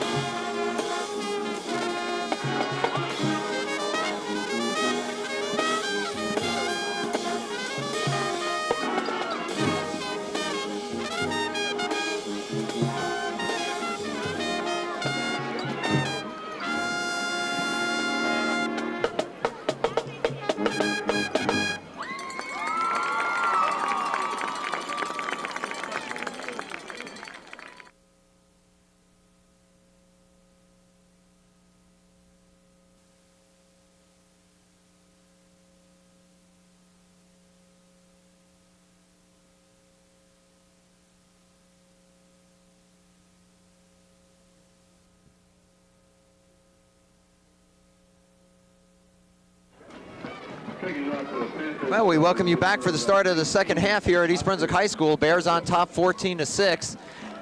They will receive the second half kickoff and will go on offense. On offense. On offense. Okay, thanks, sir. Yes, East Brunswick will begin offense. And they're in that same forward deep back position with Shanafi, Kolheim, Phillips, and Varick deep. And here goes Souza to kick it off. Short kick. They're going to let Varick field it. There's a wedge. Wedge up the middle. He's still on his feet and dragged down from behind as he crosses the 35-yard line. I think one of these times that thing's going to work. It's close. Varick's hanging in there. You know, he hasn't left the game. John DeRobia in on the tackle, number 44. And gentlemen, you think the Bears are going to come out like they ended the half? Well, they have shown some success at moving the ball. 1st and 10 from the 37. Habib, a little inside counter, and Shanafi is dropped. He's nailed. He's rocked back. Shanafi nailed by Shannon Johnson. And Shannon Johnson, as well as the rest of the team, is playing with a little emotion here. Really, the key for Perth Amboy to see if Boykin comes back out. You know, and the recipe for a team that's coming with their ears pinned back is the screen or something along those lines. 2nd and 10, no gain on the first play, as Habib gives it to Phillips. And Phillips gets to the line and no further. 2 running plays, no yardage gain. Amboy right on top of things. Bruce Harper, number 52, in on the tackle there. Now East Brunswick in a similar situation, familiar situation. Well, 3rd and long. Bears hoping to break something through the line there. Haven't had any luck. They got to go to the air here. Kolheim checks in as it's 3rd and 10. First series for the second half. A fake. Habib has it. Roman's open. Looking down the sideline for Roman, overthrows him. Yep, he was there. It was the correct call. And I tell you, not as pretty serious. Not one to come out of the half with. No, the running was not working, and that could be due to Amboy's emotion. But Emil rolled out to the right and had Roman open, just overthrew him. And East Brunswick's defense, as it had in the first half, a lot is going to be playing. Okay, the punt receiving team has been an adventure thus far. Let's see. Barrett gets a good kick this time. Hoover will field it at his 25-yard line. Crosses the 30 and will be brought down at around the 34-yard line. Nice run. He didn't want to go down. Well, it was made to look like a nice run anyway. There's a lot of missed tackles. Yes.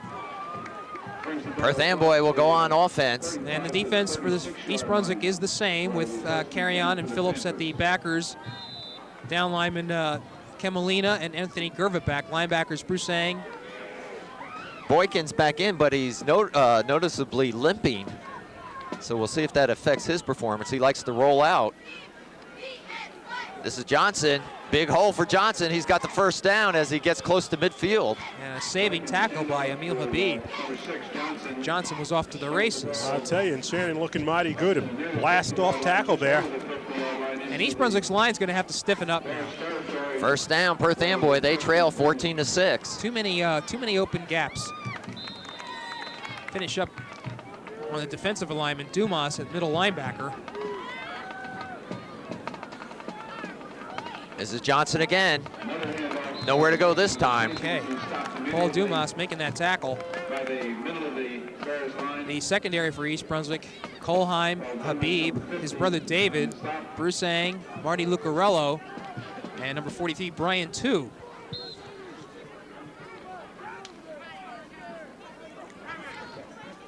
Boykin looking to pass. Throws it down the middle. He's got a man. It's caught by Melbourne. First down, Perth Amboy into East Brunswick territory. That receiver. Phil, doesn't look pretty, but it gets there. It gets there. And Philip Melbourne's a good-looking receiver. He is a senior. He won't be back, but showing some sure hands there and ability to get open. Well, East Brunswick playing 4 deep backs. And official timeout. Melbourne finding that soft underseam. And just a matter of Boykin just throwing it right underneath. And we see Eric Phillips coming off again, and something's hurting the young man. He's certainly seems a little weary. It's his side he's holding. 1st and 10 from the East Brunswick 32, and offsides, I believe, on East Brunswick. I think they got to be set for the second, John.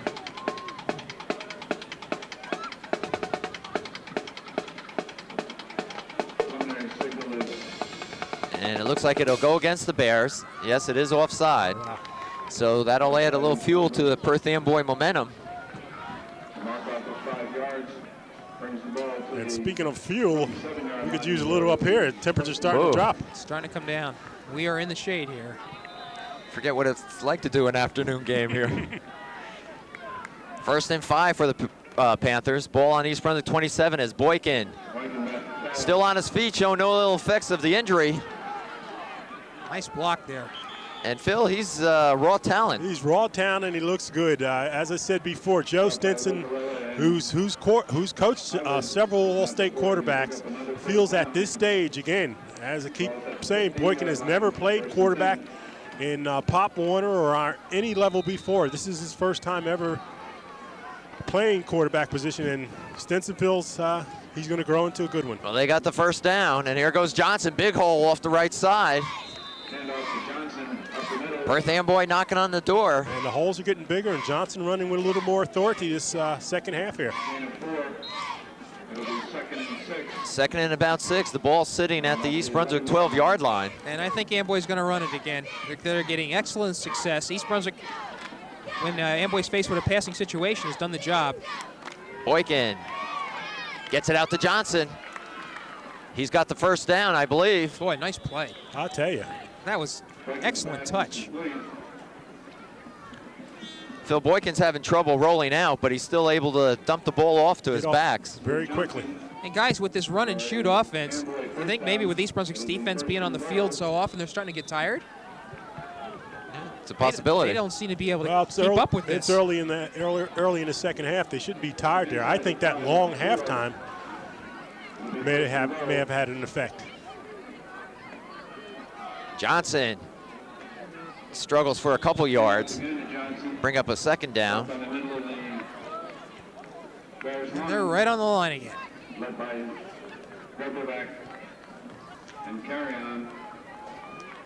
East Brunswick trying to protect a 14-6 lead. 7:50 remaining here in the 3rd quarter. Perth Amboy has the ball at the East Brunswick 5-yard line. Wow. And touchdown by Boykin. He juked his way in. With the keeper, surprising.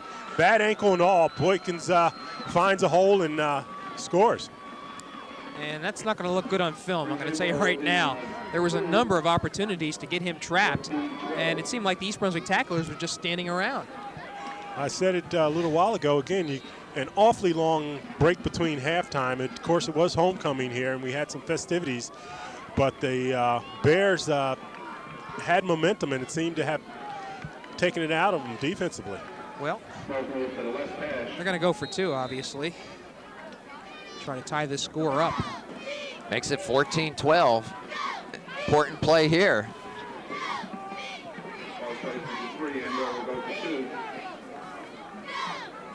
Perth Amboy could tie it. A little counter reverse. Here comes Riggins. If he can turn the corner, and he won't. And a nice And play. a flag is thrown right at the last moment. Well, probably against Perth Amboy, unless it's a face mask. Holding against the Panthers, it'll be declined, so East Brunswick holds on to a slim 2-point lead, 14-12. And Bruce Ing doing a nice job on the corner there, not letting Riggins turn that corner. The extra point is no good. Well, for the moment, East Brunswick still has its lead, but I have to tell you, I didn't like the looks of that drive at all. Well, Amboy went down there with a lot of ease. Amboy seemed to get pumped up at half, and as I said, the Bears seemed to get a little flat. Let's hope it doesn't carry over to the offense. We have 39 left here in the 3rd quarter. Bears now lead 14-12. Perth Amboy scoring. And anything can happen with that run and shoot offense.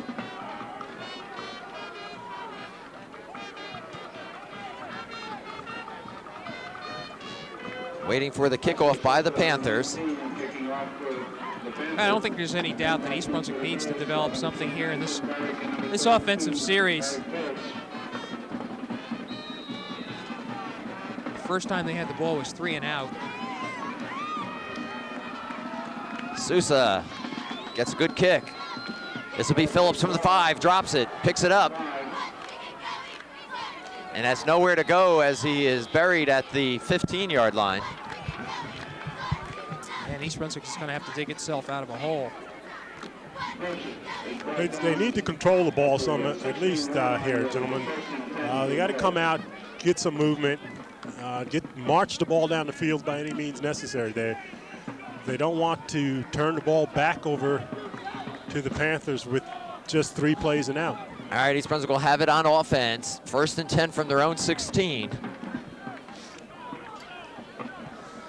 We've yet to see a pass to the tight end this afternoon. And East Brunswick's a player short. Roman coming on.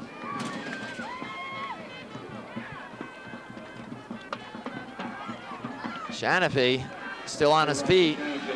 He'll pick up 3. Bring up 2nd and 7. No, he picked up 5. Okay, take note, Eric Phillips is not in there. Again, it appears to be a hip pointer. He's come to the sideline, and I'm not sure if he'll be back in. Let's call it 2nd and 5. Ball spotted at the East Brunswick 21.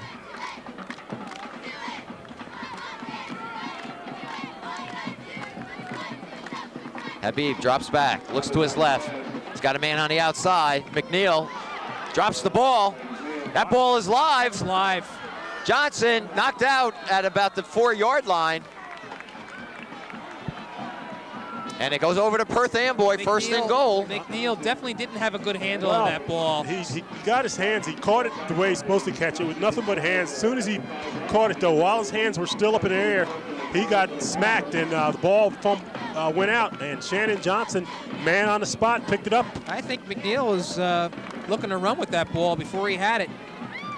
Varick saved the touchdown, but Perth Amboy has a chance to take a lead, the first lead for them this afternoon. Boy, how things can change real quick. Ball at the East Brunswick 5-yard line.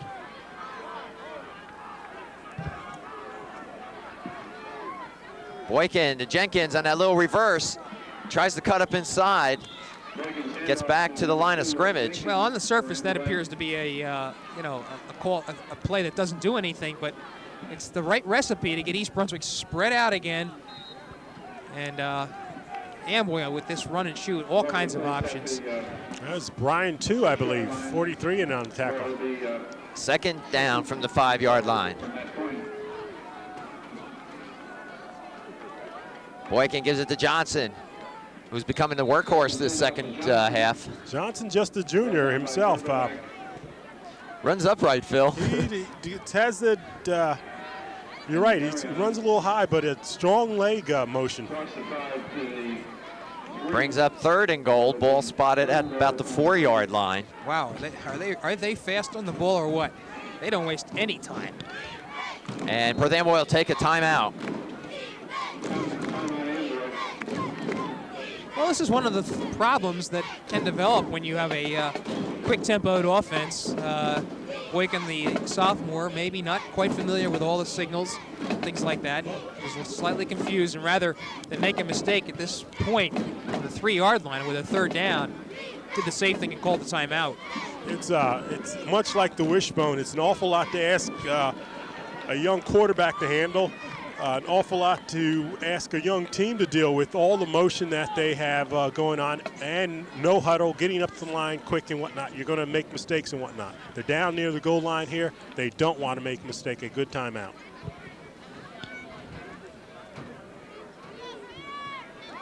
You see Joe Stenson, the new head coach for Perth Amboy, replacing Jerry Janchek, who was a former East Brunswick coach. Janchuk spending 4 years at Perth Amboy before moving up north.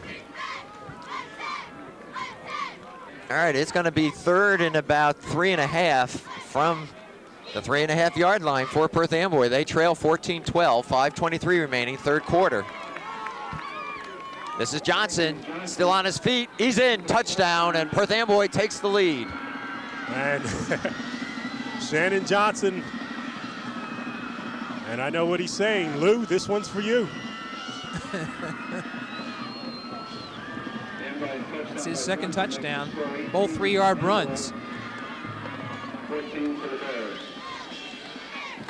And guys, I don't know if Perth Amboy has been in a lead this year. This might be the first time for them. They'll go for 2, as has been their habit here this afternoon.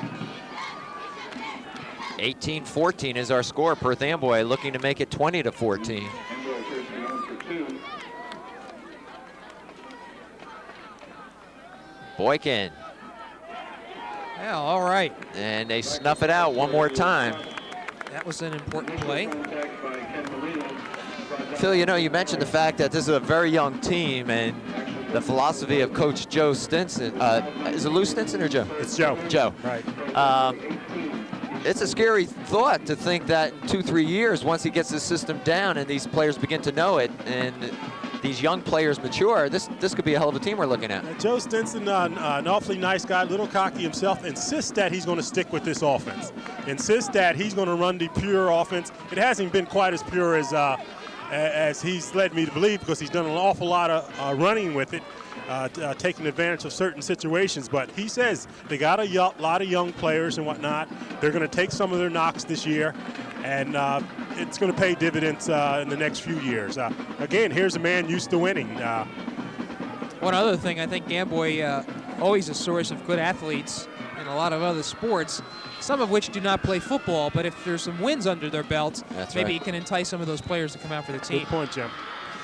Sousa to kick it off to East Brunswick, who trails 18-14.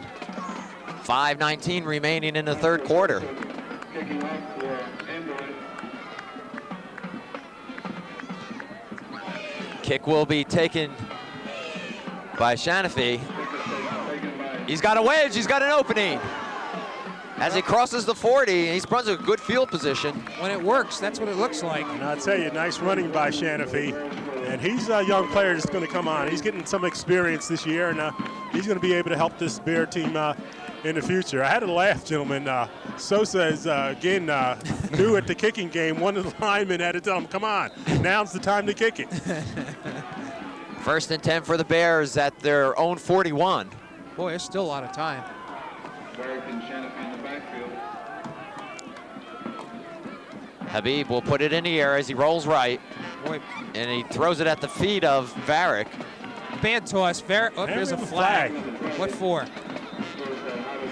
Varick was open, and there goes another one. Dead ball fouls. Well, this is 2 flags. I'm wondering, was he across the line of scrimmage when he threw it? No, this looks like unsportsmanlike. Man downfield for East Brunswick, and he was behind the line of Good call, scrimmage. John. Well, you had a lineman downfield, and you had the quarterback crossing the line of scrimmage. Seems to me those flags should have come out sooner. That's why I thought they might have been unsportsmanlike or something.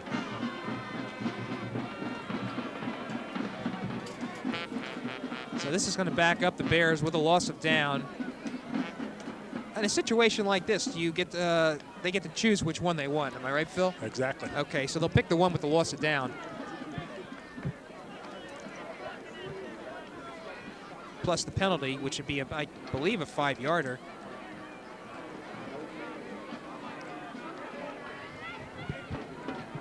The illegal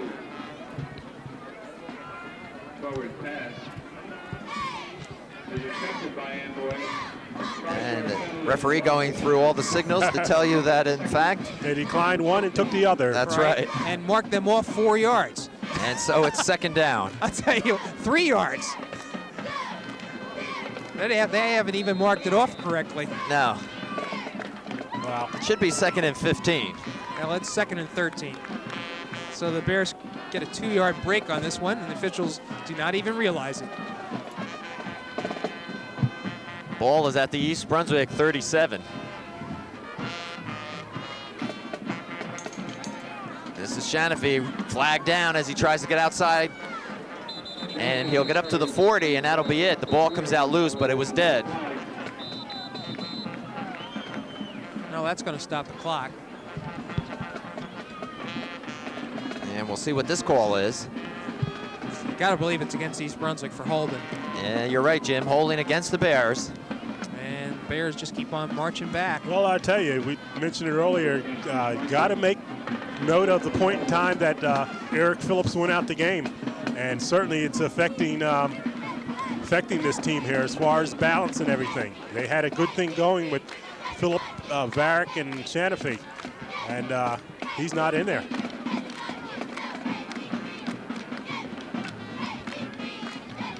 Well, he refused that one, it looks like. No, I'm sorry. They're moving it now. Referee's a little slow here tonight. What's going on? East Brunswick was lined up.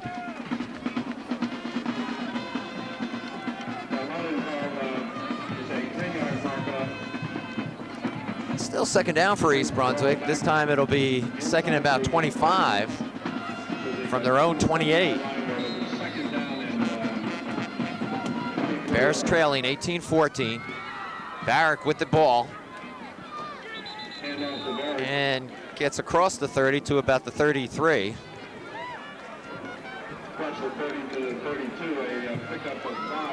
And you had Ollie Hoover and Philip Melbourne in on the tackle for the Panthers. Varick not showing too many ill effects of that knee, the ankle injury that's kept him out. But again, the one back dimension really allows Amboy to concentrate on Varick. Third and about 20 for East Brunswick. Habib drops, looks to his right, puts it up into the sun and over the head of McNeil. Boy, Phil, Habib has been off all afternoon. He's been overthrowing his receivers, underthrowing his receivers. Anytime he's gone to the right, Jim, it seems a lot less effective than when he's coming left, and it normally is just the opposite. And I think he's pressing right now. I don't think there's any doubt about it. Would not be surprised to see somebody else come in. Okay, Phillips is in for punt duty, but it doesn't look like he necessarily wants to be there. Varick hangs it up in the wind, and Perth Amboy will let it come to a stop. And they'll have good field position as they take over. They also have the lead, 18-14, with 3:54 remaining here in the third quarter. You got to wonder why they sent Phillips in for the block on punting if he's really hurting that much. Now he comes back out of the game again. So injury place him at backer. All right, Varick is in there. We mentioned two.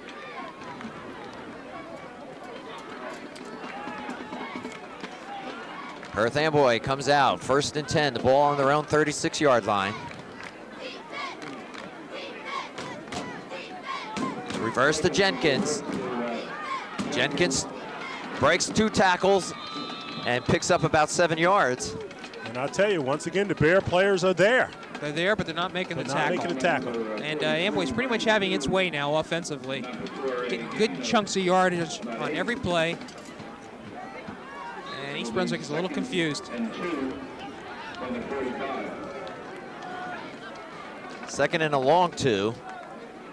The ball just shy of the 45-yard line. Boykin smothered underneath a barrage of a nice job green by the interior line of that defense. And a big play at that juncture because it forces a 3rd and long. I was just wondering, Phil, I was saying, why doesn't East Brunswick put some, gang some players up in the middle and let them go in? And that's exactly what they did. Well, they go in. Boykins, however, has shown the ability to dip and dodge, and if he gets to the outside, it can hurt you. Oh, a linebacker blitz. 3rd down, Boykin looking. There it is again. And he's snowed under, the ball's loose.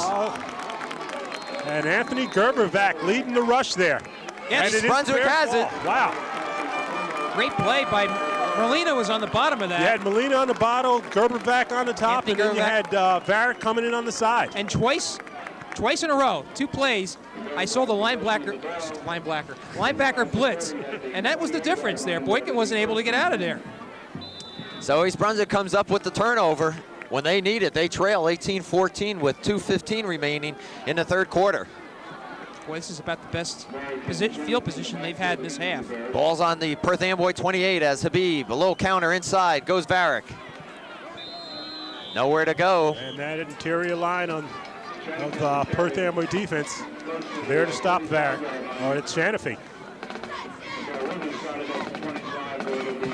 Shanafi on the carry. And they'll give 3 yards, make it 2nd and 7. Well, if you got a trick play, I think this is the time to use it.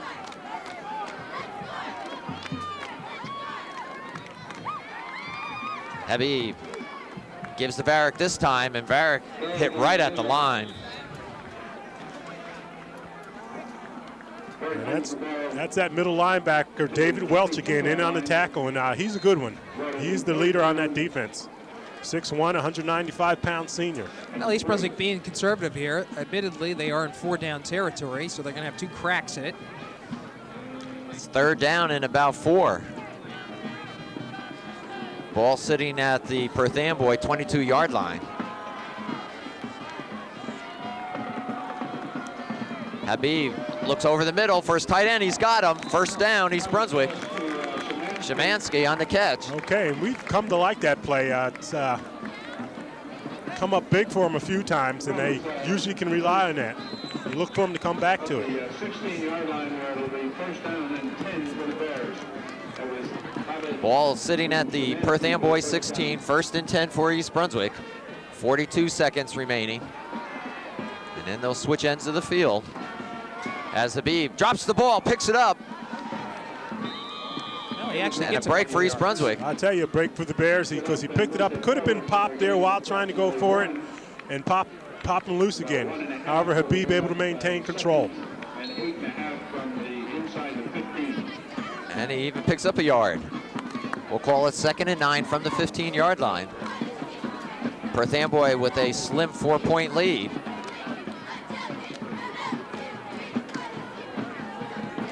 Habib rolls to his right, looks back across the field, over the middle. He's got McNeil. Well, McNeil's still on his feet, and he had a 1st down. and he moved back. He and lost moved yardage. back. Oh, yeah. I don't think he moved back intentionally. He got knocked back. Well, no, Phil, he actually was at the 1st down marker and trying to avoid a tackle. Well, that's too much presence of mind to ask of a young player. That'll be the last play of the 3rd quarter as we go to the 4th and final 12 minutes of this game. Well, East Brunswick, though, has a 3rd and short. 18-14 is our score. Perth Amboy on top. And we did note that the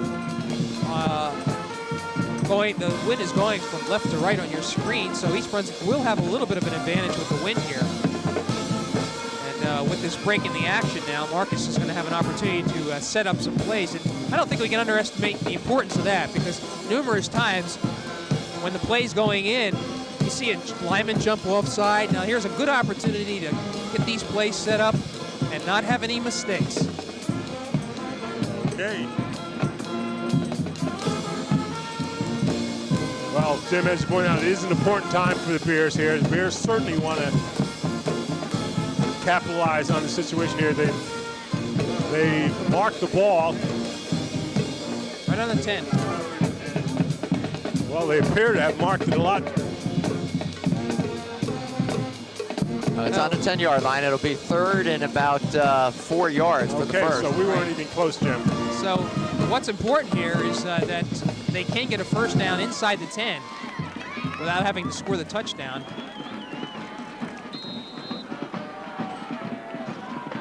Here we go.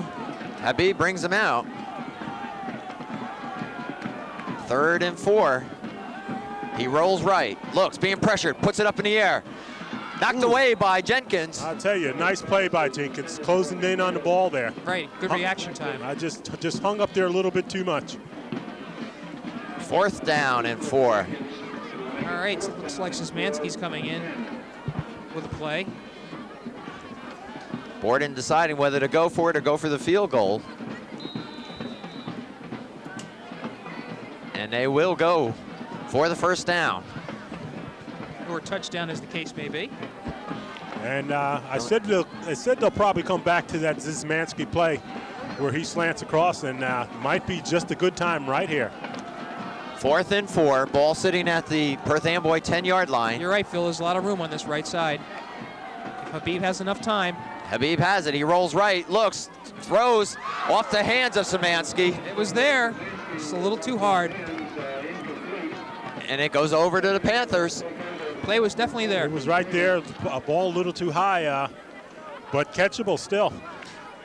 Well, the Bears' job now is to keep Amboy pinned deep in East Brunswick territory and get an opportunity to get that ball back.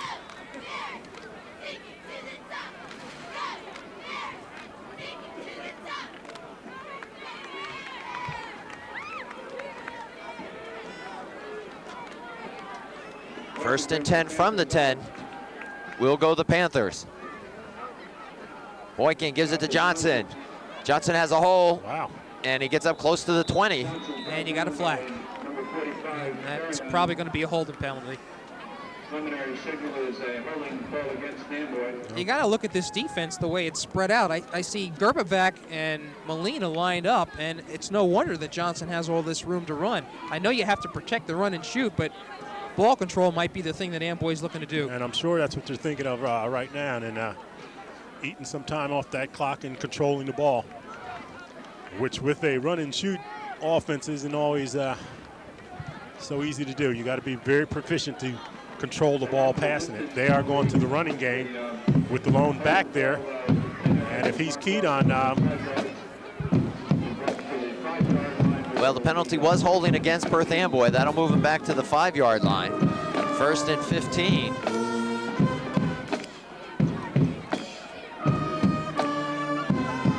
New running back in for Perth Amboy. That was Rivera, number 24. And they close in on him that time.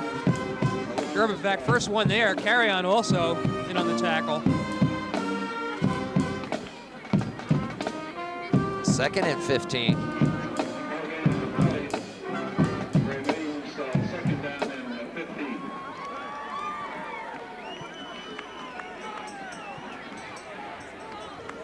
Reverse with Riggins. All right. Good job by the defense Bruce there. saying turning that play in. Turning it in, stringing it out, and nowhere to go for the young ball carrier. Third down and 15. No gain on the play, so Perth Amboy is deep in their own territory. No need to tell you how important this play is. And I'll tell you, Stinson says if they have to punt, they could be in trouble. They have a young punter, Cliff Jenkins, number 2, does the punting and is only fair at it. So if the Bears can hold them, they could come out of this with tremendous field position. Big play for Perth Amboy. They lead 18-14. Johnson. They're going to catch him. And so that brings up that 4th down. And Phil, let me lay out this scenario. Right. If you're Stinson, do you take a safety? No, but thought went through my mind. Well, It what do did. you got? It's 18-14. You give up 2 points to make it 18-16, but you get a free kick.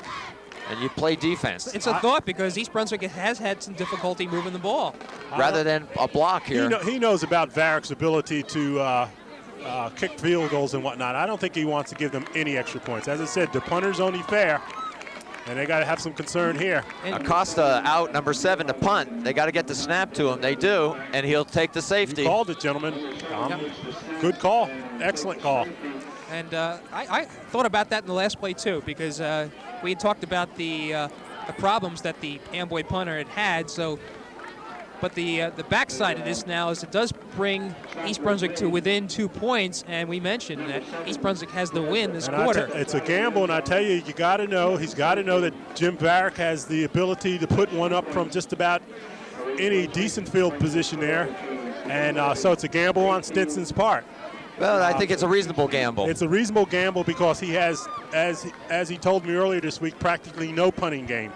And a number of different things could have happened with a bad punt attempt. And it's such a questionable punting game that Acosta is going to kick off from the 20. They're not even going to punt it. They're not even going to take the free kick and punt, you're right. So that'll bring East Brunswick up closer. It makes the score 18-16 with, can't tell, it looks like 9:44 remaining. Plenty of time. So East Brunswick takes a small step closer. No, they'll take it. To regaining the lead here. And Perth Amboy will have the option to use the tee or to actually punt it, and they will use the tee and kick it off. Kohlheim will field it at his own 45. For that ball. And no face mask call. I was going to say, that looked like a clear face mask. But East Brunswick has it inside Perth Amboy territory. And now pressure will be placed on the Perth Amboy defense. Well, I tell you, the Bears really want to control the ball. They want to keep the ball in the middle field and get good field position. They do have the weapon of Varick if they should need it. But again, as you point out, we got plenty of time left. Habib looks a little outside, toss to Kohlheim, and he steps out of bounds to about the 39-yard line. Pickup of 3. It'll be 2nd and 7. You see the shadows creeping across the field at this end as we're late into the afternoon.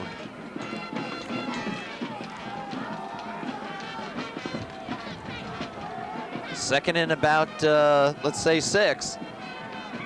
Shanafi, boy, he runs right into number 51. And that's David Welch again. Playing a good game.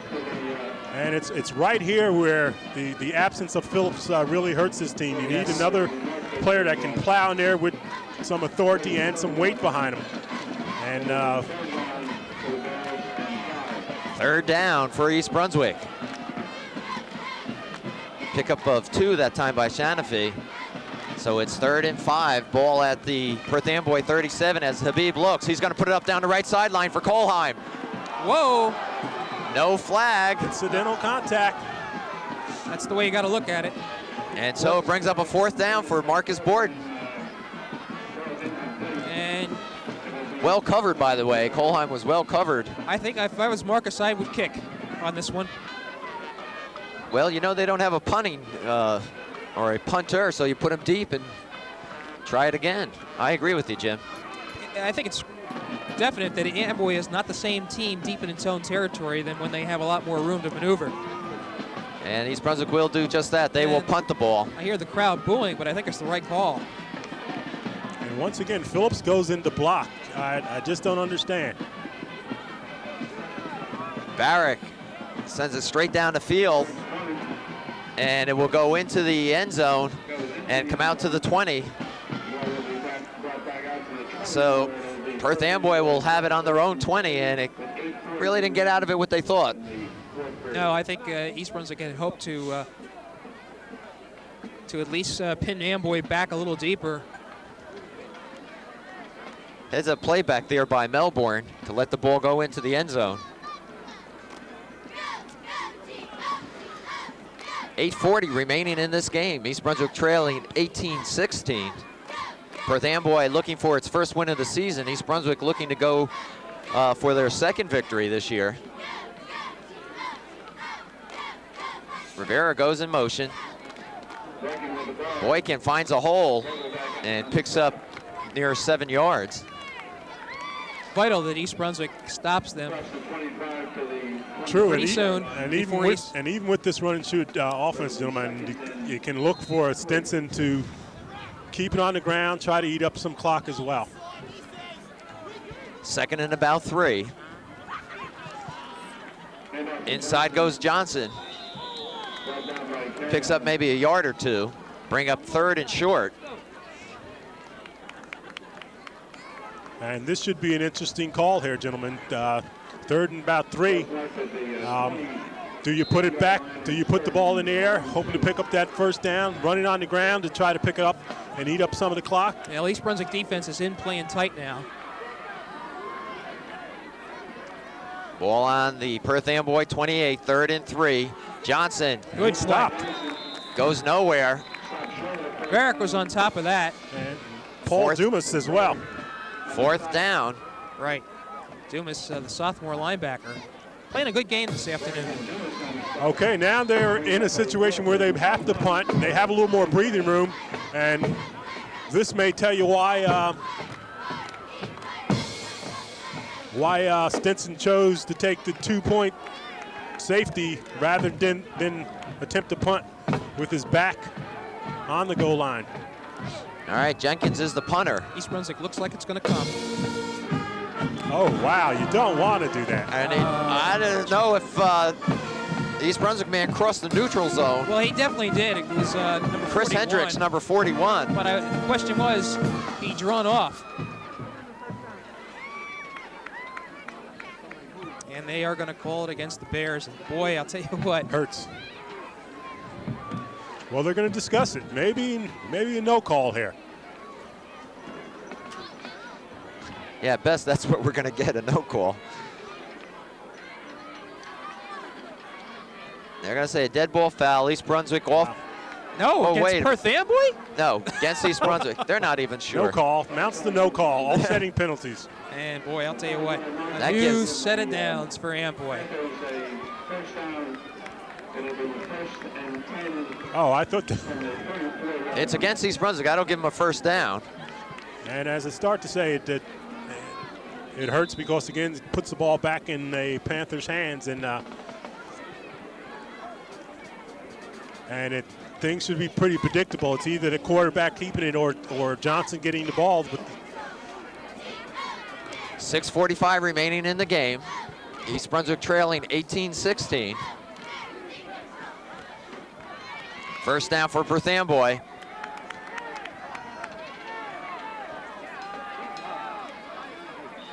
And that's Riggins. okay, and a good play, good call. Riggins, Took a lot of time off the clock. as Fortunately, did not get a lot of yards out of that.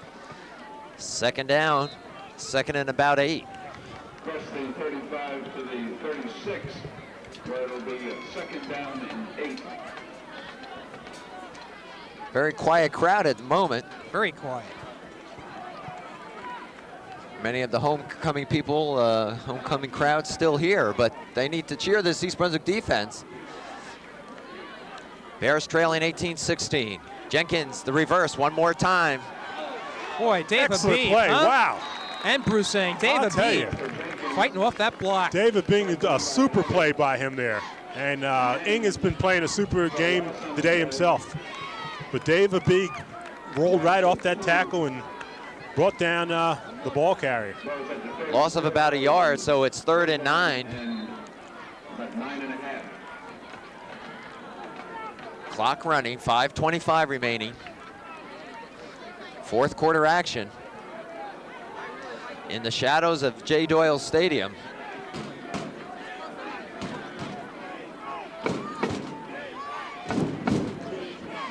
Boykin is dragged down, the ball's loose. It is definitely a loose ball. East Brunswick has it, Wow. and the Bears on a major turnover. Hold up, gentlemen. And Boykin himself is down, hurt. But that's where East Brunswick should get the ball, right there. The only reason they're stopping the waving the arms is because of Boykin being hurt. Golden opportunity for East Brunswick. I'll tell you, a big play there, and couldn't come at a better time. And this is the break that East Brunswick has been looking for. And such the nature, it's And East Brunswick could do itself well by getting organized now. high-risk offense when they do the running. If they're not giving it to the lone back there, they're bringing one of the players from the in there coming around. And this That time it ball- was meant to be a fake, and Boykins was going to keep it and roll himself. Got hit, fumbled it, and the Bears they're punting. Well, apparently, I guess they said gave Perth it back Amboy to Perth recovered. Amboy. they recovered it. That's the thing. Molina held his hands up like East Brunswick got the ball. So it's 4th down. Still, East Brunswick should get the ball in excellent field position. Jenkins the punt. And gets it off, and not a bad kick. Not a Fair bad catch punt by at all. Habib. Not a bad punt at all. Wow, gets it all the way out to the we're- 43. We're finally waiting to see the young man punt, and that's not a bad punt. Much needed for Perth Amboy. Fine job. 4:45 remains in the game. Bears trailing 18-16. They'll have the ball in Perth Amboy territory. Gosh, we were all under the impression that East Brunswick had recovered Yeah. that. What a difference here. Phil, you think it's important to mention that Sean Boykin, who also plays defensive back, is not in there now? Champion, the backup Well, it doesn't make any difference. The Bears are going to have to put it up and get it down the field anyway. From the 43 of Perth Amboy, Shanafe. And he's taken down close to the 40. He's taken down in bounds. And Shanafe throws the ball away. He'd better watch.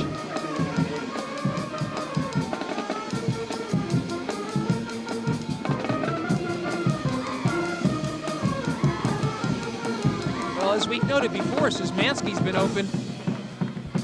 2nd and 7, pickup of 3 from the 40-yard line. Clock rolling, 4:10 remaining. He's got himself a lane. Habib looks over the middle to McNeil. It's a foot race. Touchdown, East Brunswick. Wow, all right. Wow. Well, whatever evils McNeil had during this game, he's made up for him in that play. Jack McNeil with the big play there. Good hands there and just racing away from the Panther defense. Beautiful pass by Habib, and McNeil moving in stride. Moving in stride, throwing some good breakaway speed there. 22-18.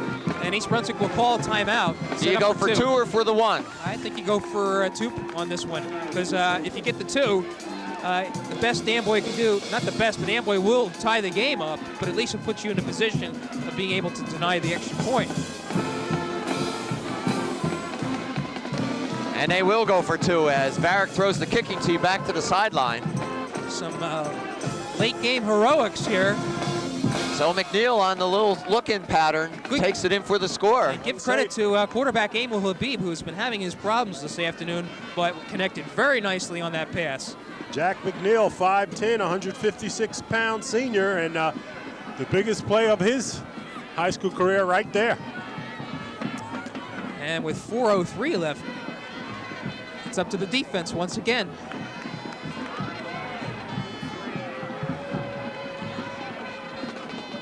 Marcus Borton in the huddle talking about this 2-point conversion. And this is a critical play. Should Perth Amboy come back? Boy, this has been a seesaw game, hasn't it? Okay, here we go. I think we're going to get Kohlheim on a look-in myself. Habib on the keeper, and he made it. He's in. Big play. Surprise call, Phil. It certainly was, since we haven't seen it today anyway. I haven't seen Habib on a quarterback keeper all year. And it makes it 24-18. East Brunswick regains the lead with 4:03 remaining. Well, I'll tell you what, if this team needs any incentive to play with emotion, they've got it now. And I'll tell you, it's going to be interesting to see. We know the Panthers are going to come out throwing, putting the ball up in the air and trying to score quickly. Well, let's see if Boykin comes back out, Phil. That's the key. That may be the key. You're right. That will be the key. He's standing up on the sideline. As Jim Berg set up to kick off.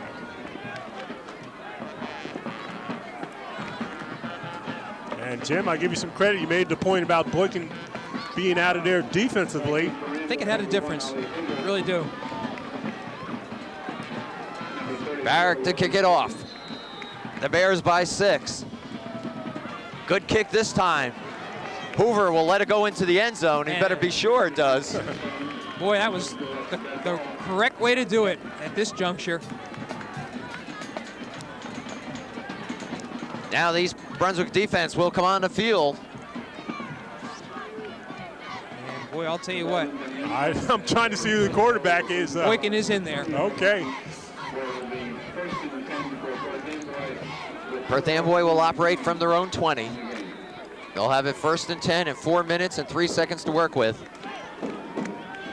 Well, this is a situation where you're going to probably bend a little. Well, but I don't think you're going to see them running the ball any. I think you're going to see them short passes trying to get down the field. Riggins in motion. Boykin looks. Oh, he was hit. Hard to figure. Varick, first one in there. I'll tell you, Dumas again. Bears again, once playing good defense, but hard to figure. And Boykin's shaking up. Yes. Why would he roll out and keep the ball? I think he's having a little problem with his shoulder too, Phil. Shoulder, ankle. He's taking a good pounding this afternoon. John, the point being that maybe he cannot throw the ball, and so therefore they got to run it? I don't know. We'll see. He's going to try to put it up here. Look out. Whoa! Good hit. Good hit on Jenkins. And that was Emil Habib. Right, and I was watching Varick go around the left side here and nail Boykin. I'll tell you, sensational hit by Habib. I mean, the young receiver actually had the ball there, and Habib separated him from it. 3rd and 11. East Brunswick needs to maintain its focus here. Ball's on the Perth Amboy 18. Boykin, he's got nowhere to go. He's going to be dropped. And smothered under. And a great defensive play. And a kind of slow whistle by the official, Phil. If I'm Joe Stinson, I'm screaming. My quarterback's being held up. He's hurt already. Wow, tremendous defensive series for the East Brunswick defense. If you're defense. Joe Stinson, what do you do right here? You got to punt it. I don't know. 4th and close to 25. Can't believe they're not going to punt here. They don't want to give the ball. They don't want to give the ball back. Well, this is it. Boykin running around. Ang's going to get him. And he's going to go out of bounds. That's it. Let's see, gentlemen. Now he had at least another 8 yards to go. Oh, he had to get up to close to the 35, I believe. Right. And East Brunswick defense does the job. Okay, they strung it out, did the job. Boykin's running all over the place, not able to find enough room, however. And the Bears take over, and all the Bears have to do is eat up this clock now. That's all they need to do. 2:37 remains. They lead by 6, 24-18.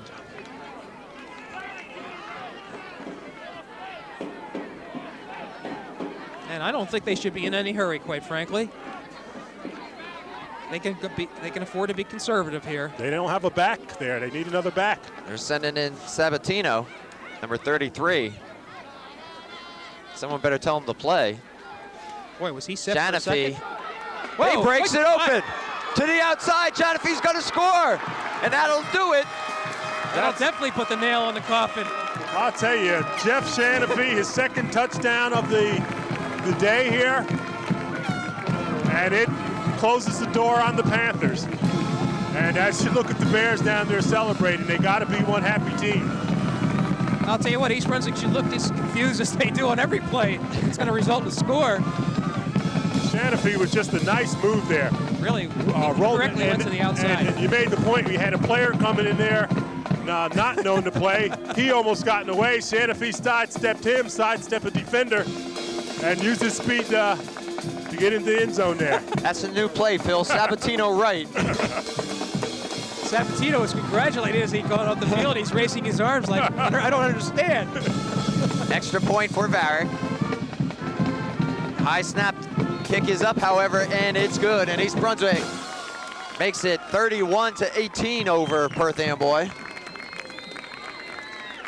Wow, this is going to be the 2nd win of the year for East Brunswick, 2nd in as many weeks. East Brunswick will improve to 2-3. Perth Amboy will go 0-5.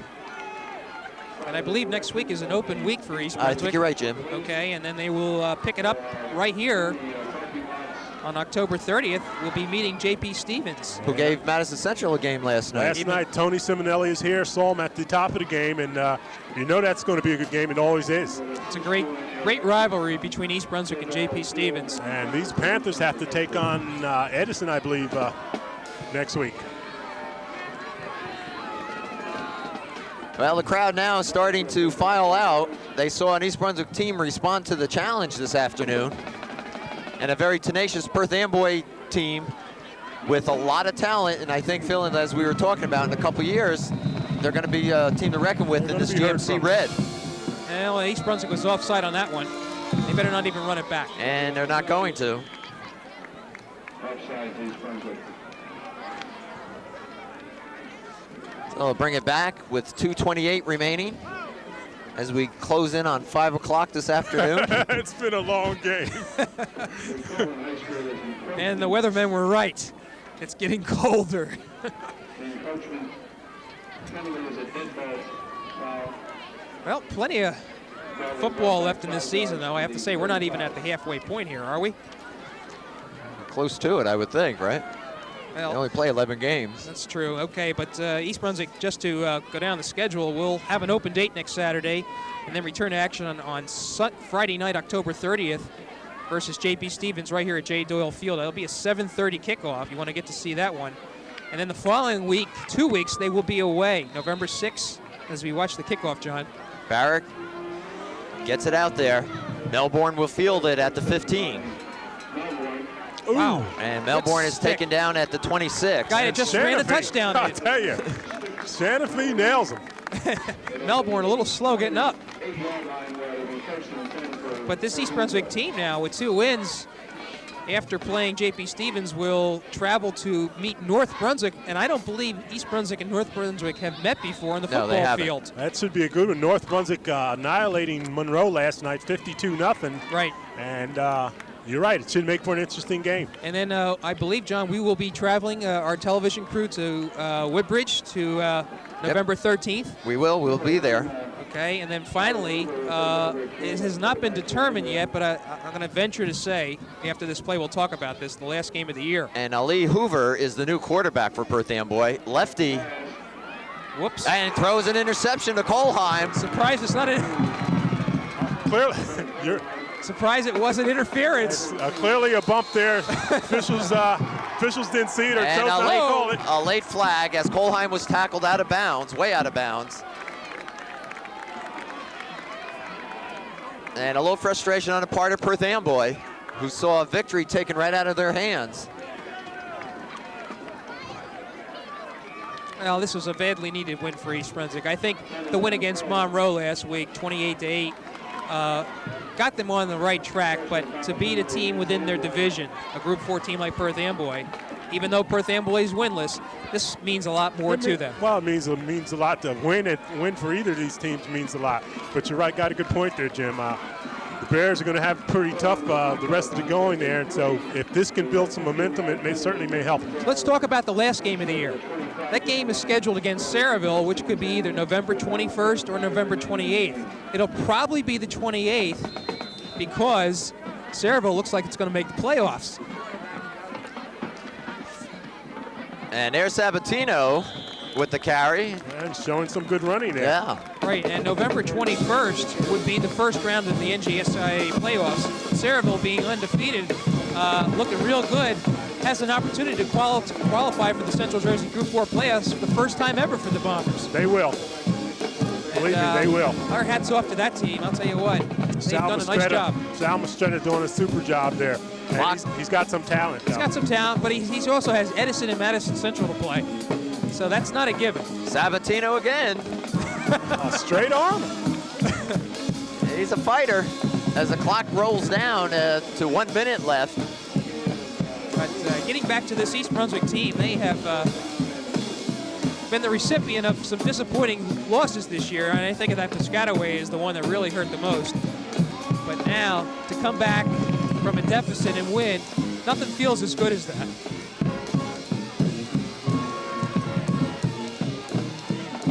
Third and about 2. More importantly, the clock's down to 35 seconds.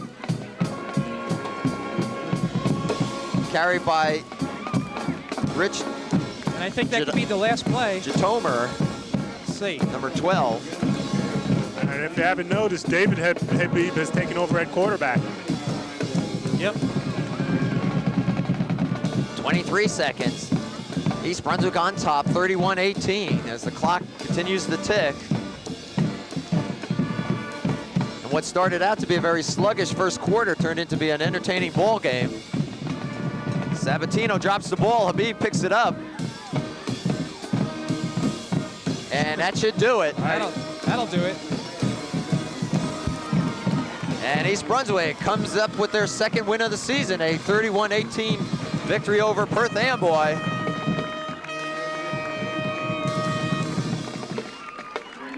Nice win for the Bears. Nice win for the Bears. You see Yep. Marcus calling his troops to the side there. Yeah, I'm watching this. This is okay. He's lining them up for the. We're used to seeing them walking over very quickly to the other side to shake hands. But a victory for the Bears today, and a much-needed victory. Right. And as I said, maybe a momentum builder. They got J.P. Stevens, who they always play tough, and you know that's going to be a good one. And if they can get something going there, who knows?